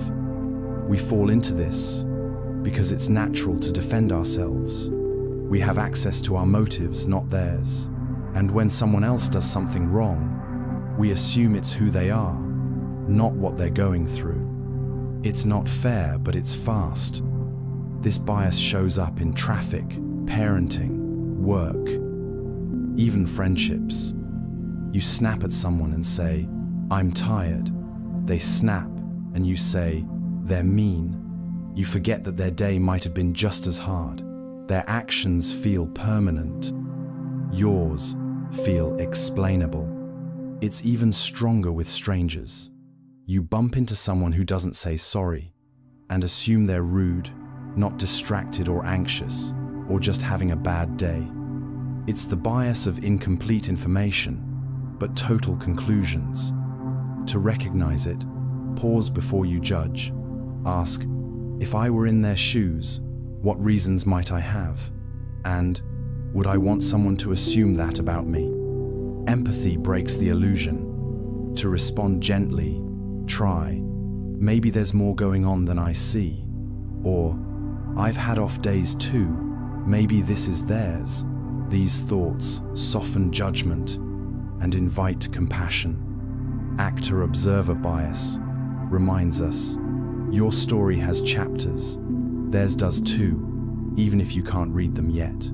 Assume complexity, it brings everyone closer. Number 44. Just world hypothesis. You hear a tragic story, and your first thought is, they must have done something wrong. That's the just world hypothesis, the comforting belief that people always get what they deserve. This bias tells us that the world is fair, that good things happen to good people, and bad things happen to bad people. It feels right, reassuring. But reality doesn't always follow those rules. We fall into this because uncertainty is hard. It's easier to believe in karma, fate, or moral justice than to accept that bad things can happen to good people and vice versa. So when we see someone suffering, we search for reasons. They made poor choices. They brought it on themselves. But this belief can turn cold. It leads us to blame victims, justify injustice, and ignore suffering. If we think the world is fair, then anyone in pain must somehow deserve it. And we stop asking how we can help because we think they earned their fate. This shows up in how we react to poverty, illness, accidents, and failure. We say, they didn't work hard enough, or they should have known better. It's not always said out loud, but it lingers in the background. It turns empathy into distance. To recognize this bias, ask, am I assuming they deserve this just because I want the world to feel fair? Fairness is beautiful, but forcing it onto every situation can make us blind to real complexity. To respond with kindness, say, sometimes bad things happen for no good reason, and that doesn't make it okay. Or, what would I need if I were in their place? These questions open space for grace. The just world hypothesis reminds us, life isn't always fair, but we can be. Number 45. Illusion of control. You press an elevator button multiple times, even though it's already lit, or blow on dice before rolling. That's the illusion of control, the belief that you influence outcomes more than you actually do. It's a comforting bias. We want to feel in charge, especially in uncertain situations. So, we exaggerate our role. assuming our actions have more effect than they do. It helps us feel safer, stronger, more capable, even when randomness is really in control. You see this in gambling, sports, and even daily routines. Someone picks lucky numbers, wears a winning shirt, or follows rituals before a presentation. These habits feel meaningful, but they don't change the outcome. What changes is your feeling of power. We fall into this because control is linked to survival. When we feel helpless, we feel anxious. So the brain finds patterns, invents rituals, and connects dots, even when they don't connect. A false sense of control is often more comforting than no control at all. This bias also shows up in leadership and decision-making. A manager may believe they caused a team's success when timing or teamwork played a larger role. Or someone might blame themselves for events far beyond their reach. Both views distort reality in different ways. To recognize it, ask, am I actually in control here, or just feeling like I am?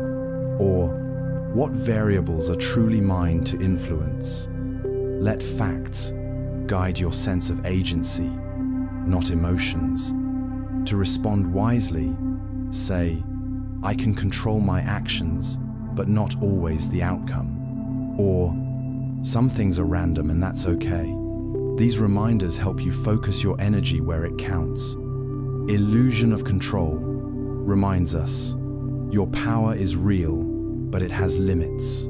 Peace comes not from controlling everything, but from knowing what's yours to carry. Number 46. The spotlight fallacy. You trip in public and feel like everyone saw it. You give a presentation and worry they all noticed your nervousness. That's the spotlight fallacy, the belief that your actions are the center of everyone's attention. It feels like there's a spotlight on you, like the world is watching, judging, noticing every move. But in reality, most people are too focused on themselves to pay close attention to you. You're not being watched, you're just being human. This bias often shows up in moments of embarrassment or self-doubt. You say the wrong word, wear the wrong outfit, or laugh too loudly and assume everyone noticed. But later, you realize no one even remembers. We fall into this because we live inside our own heads. Our experience is vivid, detailed, emotional, so we assume it must be for others too.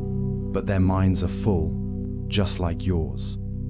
Everyone feels like they're on stage, which means no one is really in the audience.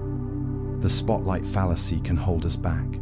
It can make us avoid speaking up, taking risks, trying new things, all because we fear being judged. But often, the fear is louder than the reality. To recognize it, ask, would I notice if someone else did this? Usually, the answer is no. People aren't judging you as harshly as you think. They're busy wondering how they're being judged too. To respond with ease, try, I felt exposed, but most people probably didn't notice. Or, it mattered to me, but maybe it didn't matter to them. These thoughts bring calm where anxiety once stood. The spotlight fallacy reminds us, you're not on stage, you're just part of the crowd, and that can be wonderfully freeing. Number 47. Self-handicapping. You have an exam tomorrow, but instead of studying, you stay up late watching movies. Deep down, you're already preparing your excuse. I didn't really try. That's self-handicapping. The act of sabotaging your own success in advance, just so failure won't feel so personal. It's a defense mechanism. If you don't do well, you can blame the lack of sleep, the stress, the distractions, not your ability. And if you do well despite the odds, that's even better.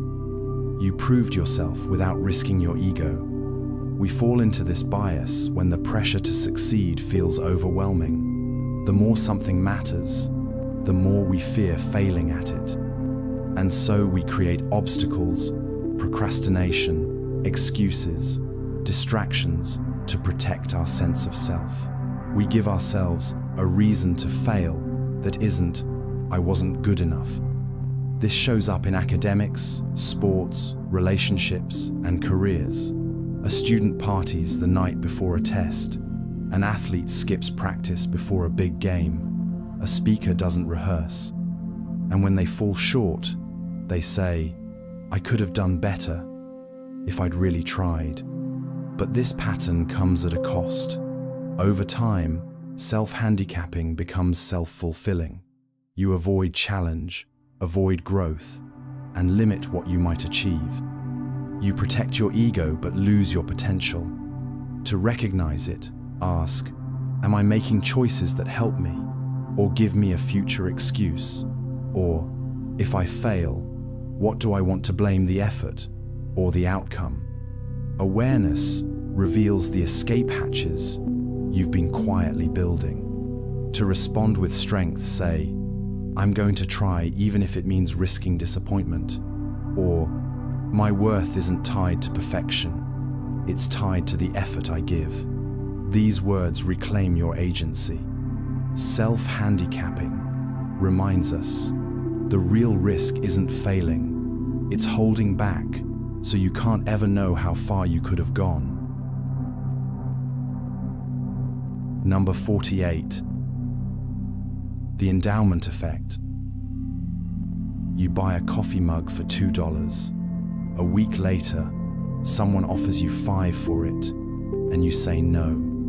That's the endowment effect, the tendency to value something more simply because it's yours. The item didn't change. The mug isn't rarer or better or more useful, but the moment you own it, your brain assigns it more value. Ownership triggers attachment, and attachment distorts worth. We fall into this bias because possession feels personal. You don't just own the object, you connect it to your identity. It's part of your space, your choices, your history. Giving it up feels like giving up more than a thing, it feels like loss. This shows up in pricing, negotiations, and decisions. Sellers often overprice their items. People resist giving away clothes they never wear. Homeowners think their property is worth more than market value. It's not logic, it's emotion dressed as logic. And the bias extends beyond objects.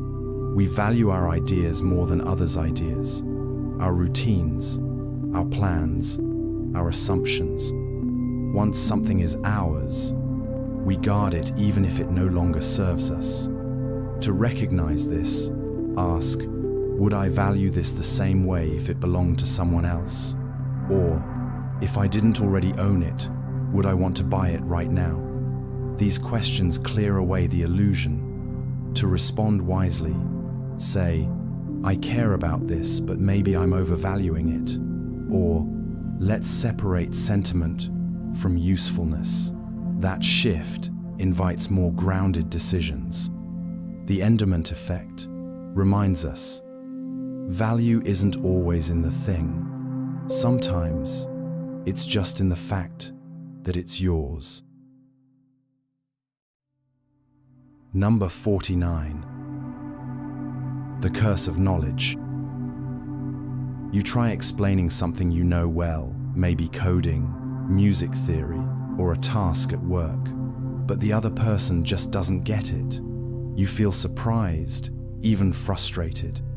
That's the curse of knowledge. Once you know something, it becomes hard to imagine what it's like not to know it.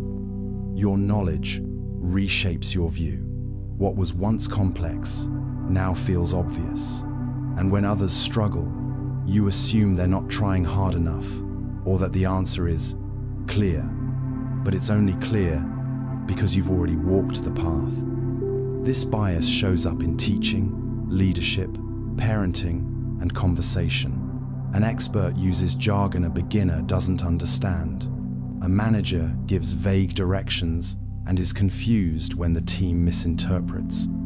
The gap between knowing and not knowing gets overlooked because the expert forgets what it felt like to be new. We fall into this because our brains naturally compress experience. The more familiar something becomes, the fewer steps we consciously notice, and those missing steps are the exact ones others need. But we don't realize they're gone. This creates distance. It makes communication harder. It makes teachers impatient, leaders unclear, and explanations feel rushed or confusing. The more you know, the harder it gets to explain things in simple terms. To recognize this bias, ask, am I assuming this is obvious, or remembering what it was like to learn it? And, have I made the path clear, or skipped over it because I know the way by heart? Teaching well starts with remembering what it was like not to know. To respond thoughtfully, say, let me slow this down. I might be skipping a step. Or, if this feels confusing, it's not your fault. I've just been in it too long. These phrases build trust and reopen the bridge. The curse of knowledge reminds us, mastery isn't just knowing more, it's remembering how to speak to those who don't, without making them feel small. Number 50. Identity protective cognition.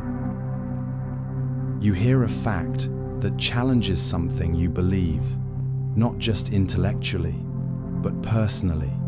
Instantly, you question the fact. You doubt the source.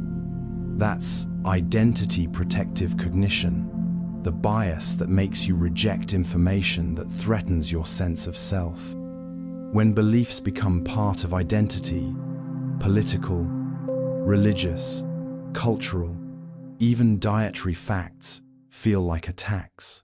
Logic becomes emotional. Evidence feels personal. And instead of processing it openly, the mind defends itself. We fall into this because identity provides meaning. It gives us belonging, purpose, direction. But when information shakes that identity, our brain moves fast to protect it. It doesn't test the truth, it shields the story. This bias shows up everywhere. Someone rejects climate science because it contradicts their worldview. A fan dismisses accusations against a beloved celebrity. A parent ignores data about parenting methods they use. It's not stupidity, it's self-preservation. It can make us double down on false beliefs, block out new perspectives, view opposing ideas as threats, and worst of all, it can make learning feel like betrayal. If this is true, what does it say about me? To recognize this, pause when a fact makes you feel defensive. Ask, am I reacting to the content or to what it says about my identity? And would I accept this information if it didn't challenge who I think I am? These questions create space between truth and ego. To respond with maturity, say, this challenges me, and maybe that's why I need to hear it. Or, I want to learn, even when it's uncomfortable.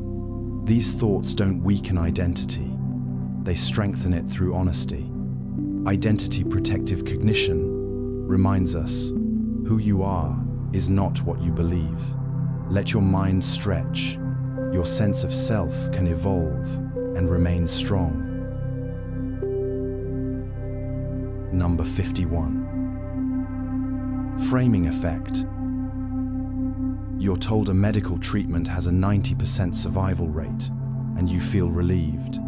Then someone says it has a 10% death rate, and you feel nervous. It's the same information, but it feels different. That's the framing effect, when your decision changes depending on how information is presented. Words carry weight. A message framed as a gain feels safer. A loss feels riskier. The numbers are identical, but the emotions they create completely different.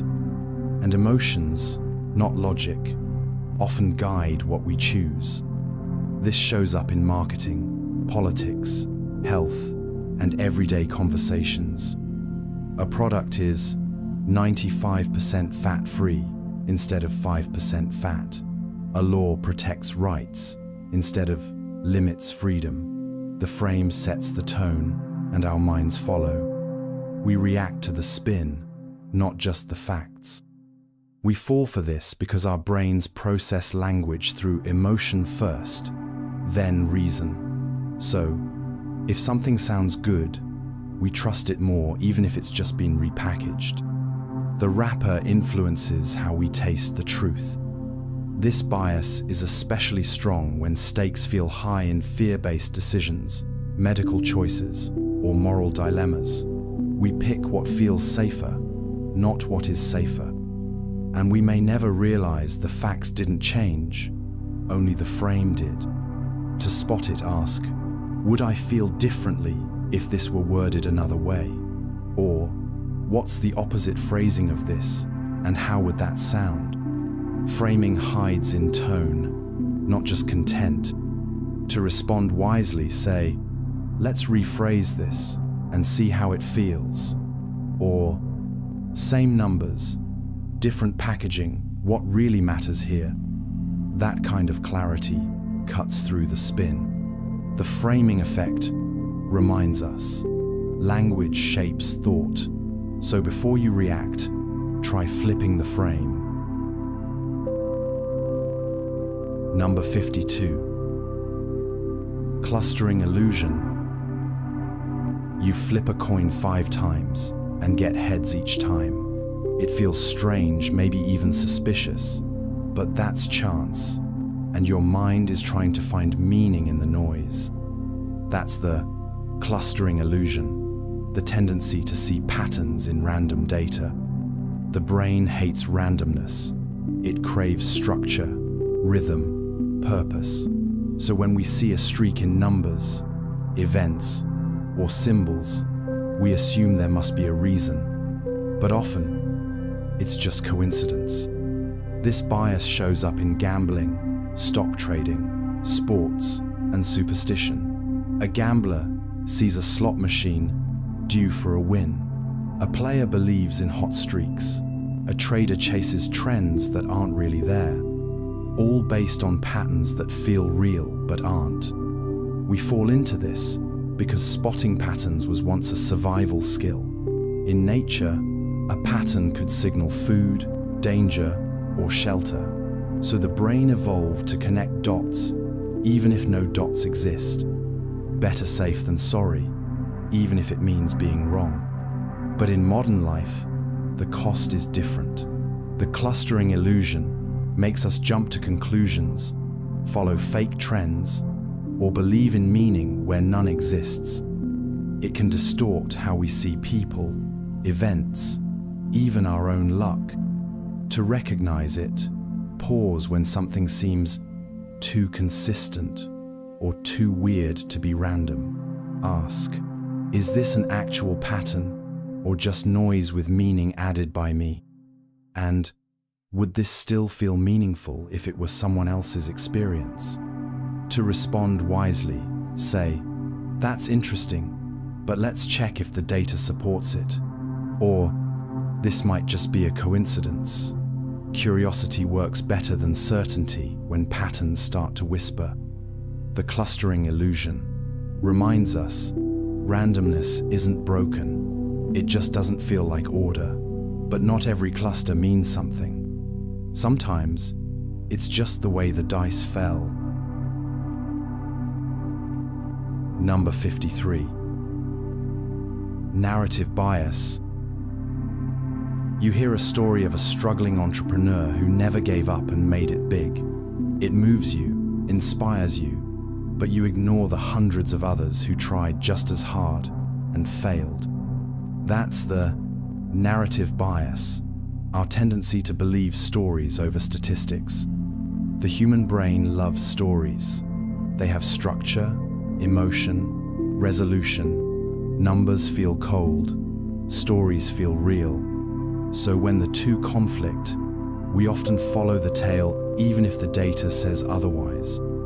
This bias shows up in the news, politics, education, even science. A single dramatic anecdote can outweigh mountains of evidence. A touching testimonial can convince more than clinical trials. Emotion trumps accuracy. We fall for this because stories are how we've always made sense of the world. We remember characters, not charts. We crave meaning, not margins, and randomness. It doesn't sit well with our desire for purpose. But narrative can distort. It simplifies complex realities. It creates heroes and villains where there are none. It draws a neat arc and leaves out the messy middle. You get a lesson, but lose the nuance. To recognize this bias, ask, am I being moved by the story or informed by the data? And if this were just numbers, would I still believe it? Don't reject stories, just don't let them erase the bigger picture. To respond thoughtfully, say, that story is powerful, but let's also look at the broader pattern. Or, let's honor the example and still ask what the numbers say. Both heart and head have a place. Narrative bias reminds us, stories teach, but they also frame. Trust the story and test it. Number 54. Moral credential effect. You donate to a cause. Later that day, you cut in line and feel less guilty. You think, I've earned a pass. That's the moral credential effect. The idea that doing something good gives you permission to do something bad. We all want to see ourselves as good people. So when we do something virtuous, we build a kind of moral credit, and sometimes we unconsciously spend it. One kind act becomes the reason to be selfish later. One honest moment becomes the cover for a lie. This bias shows up in politics, business, and personal behavior. A company supports a social cause, but treats its employees unfairly. A person stands up for justice in one setting, but ignores prejudice in another, and it's justified by a quiet thought, I've done my part. We fall into this because we want balance, not just morally, but emotionally. Doing good makes us feel righteous. And once we've filled that emotional bank account, we feel like we've earned the right to relax our standards, even if we don't say it out loud. The danger is that this can lead to blind spots. It can hide harmful behavior behind a smokescreen of past virtue. It can let us excuse what we'd normally find unacceptable just because we feel covered. And over time, those slips become habits. To recognize it, ask, am I justifying this action because of something good I did earlier? Or would I excuse someone else for doing the same thing? Awareness clears the moral fog. To respond wisely, say, doing good doesn't give me a free pass. It gives me a standard to maintain. Or, each action stands on its own. These thoughts keep your integrity intact. Moral credential effect reminds us, virtue isn't a license, it's a direction. Keep walking it, one choice at a time. Number 55. The backfire effect. You show someone clear evidence that contradicts their belief, but instead of changing their mind, they dig in deeper. That's the backfire effect, when presenting facts actually strengthens someone's false belief instead of weakening it. It seems irrational. Shouldn't truth change minds? But when a belief is tied to identity, new facts feel like attacks, not insights. The brain doesn't say, thank you. It says, defend at all costs. We fall into this bias because we protect what feels familiar and safe. A deeply held belief isn't just an opinion, it's part of how we see the world. Challenging it feels threatening. And when threatened, we don't open up, we armor up. This shows up in politics, religion, health, and social issues. Someone believes a myth, you correct it with data, and they end up believing it more. Not because they're dishonest, but because they feel under siege. Facts don't always persuade. Sometimes they provoke. The backfire effect is stronger when emotions are high. If someone's belief gives them meaning, security, or pride, it's not just an idea, it's a shield. And facts, no matter how true, feel like threats to that shield. To recognize this, ask, is this conversation about truth or about identity? And am I trying to inform or to win? Pushing harder may only make the wall taller. To respond gently, say, I see how important this is to you. Can we explore it together? Or, let's look at this with curiosity, not just conclusions. Empathy invites openness. Force shuts it down. The backfire effect reminds us, facts matter, but so does how we offer them. If you want to change minds, build trust first. Number 56. Status quo bias. You're offered two options. Keep things as they are, or try something new. Even if the new option has clear advantages, you stick with the familiar. That's the status quo bias, the tendency to prefer what's already in place, simply because it's familiar. It's not always about logic, it's about comfort. What we know feels safe, what's new feels risky, even when it's better.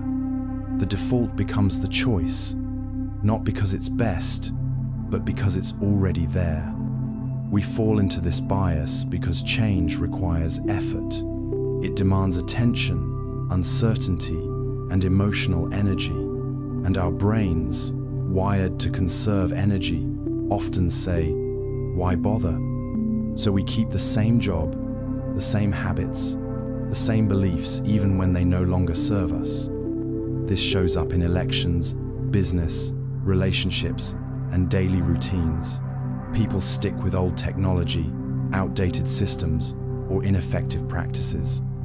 Not because they love them, but because change feels like a hassle. We say, it's not broken, but we never ask, could it be better? The status quo bias also hides behind nostalgia. We say, that's how we've always done it. Or, it used to work fine, but time changes everything, and what once fit perfectly may now be too small. Comfort shouldn't become a cage. To recognize this, ask, am I choosing this because it's better or just because it's already here? And if I was starting fresh, would I choose this again? Those questions cut through inertia. To respond wisely, say, familiar isn't always best, it's just easier.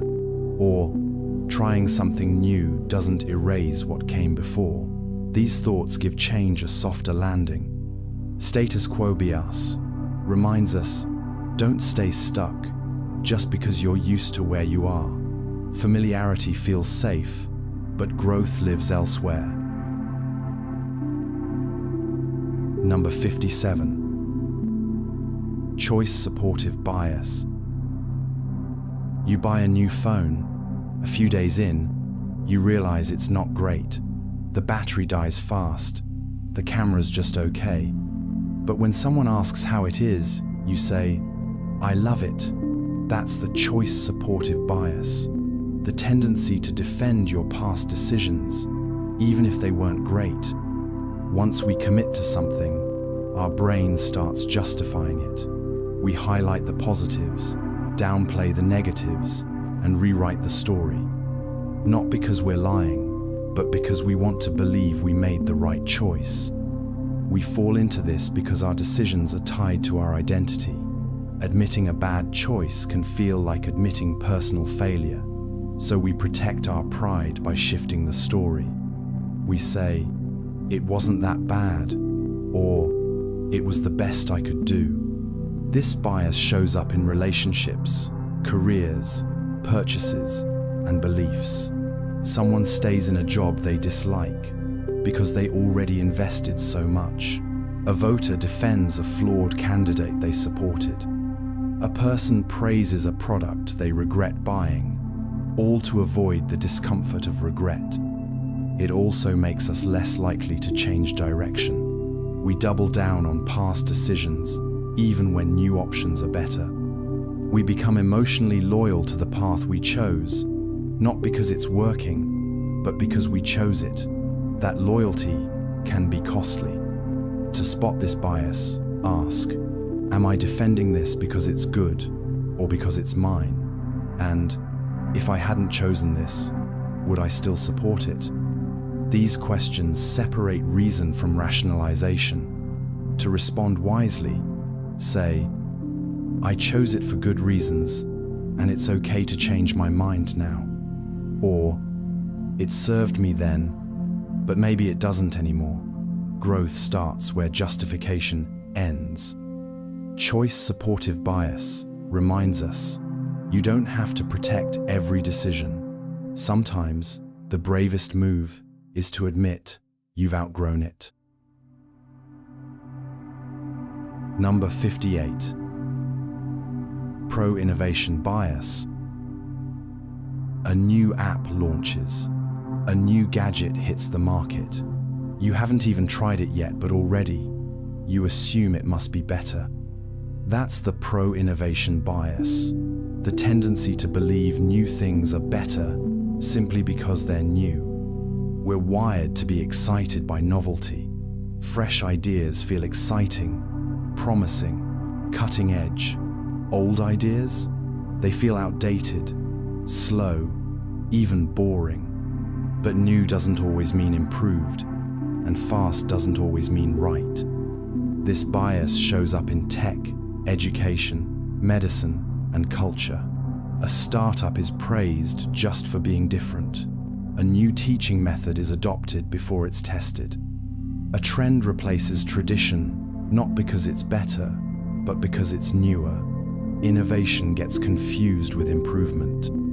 We fall into this because novelty gives us hope. It signals progress, evolution, movement, and rejecting the old feels like rejecting the past, which many want to leave behind. But sometimes, the old way worked for a reason. The danger is that we may overlook flaws, skip testing, or ignore wisdom just because we're excited.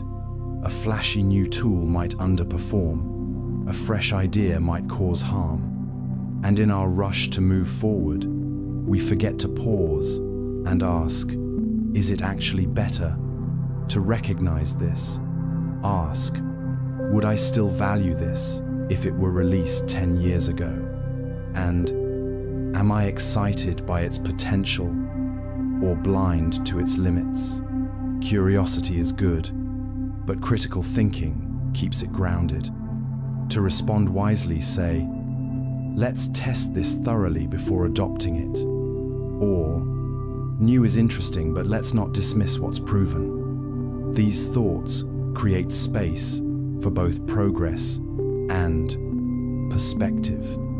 Pro-innovation bias reminds us, innovation is a tool, not a truth. Celebrate the new, but don't discard the wise. Number 59. Projection bias.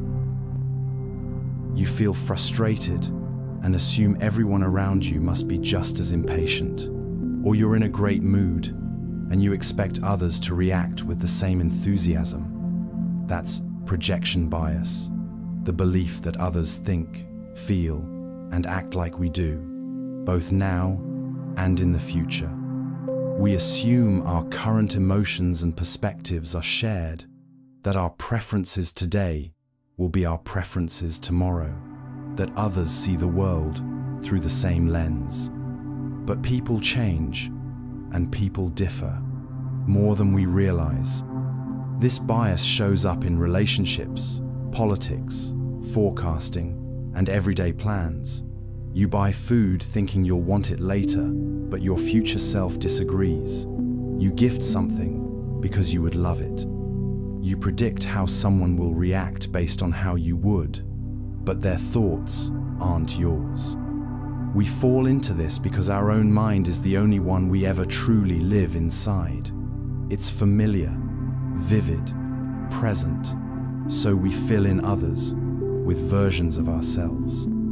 And we forget that time and difference stretch further than we think. The danger, miscommunication, misplanning, misjudgment. You might overcommit today because you assume tomorrow you will still feel motivated. Or you might assume someone understands you when they don't. You're projecting, not perceiving. To recognize it, ask, am I assuming they think like me or actually checking? And will I really feel the same way next week, or am I just guessing based on now? Empathy begins where assumption ends.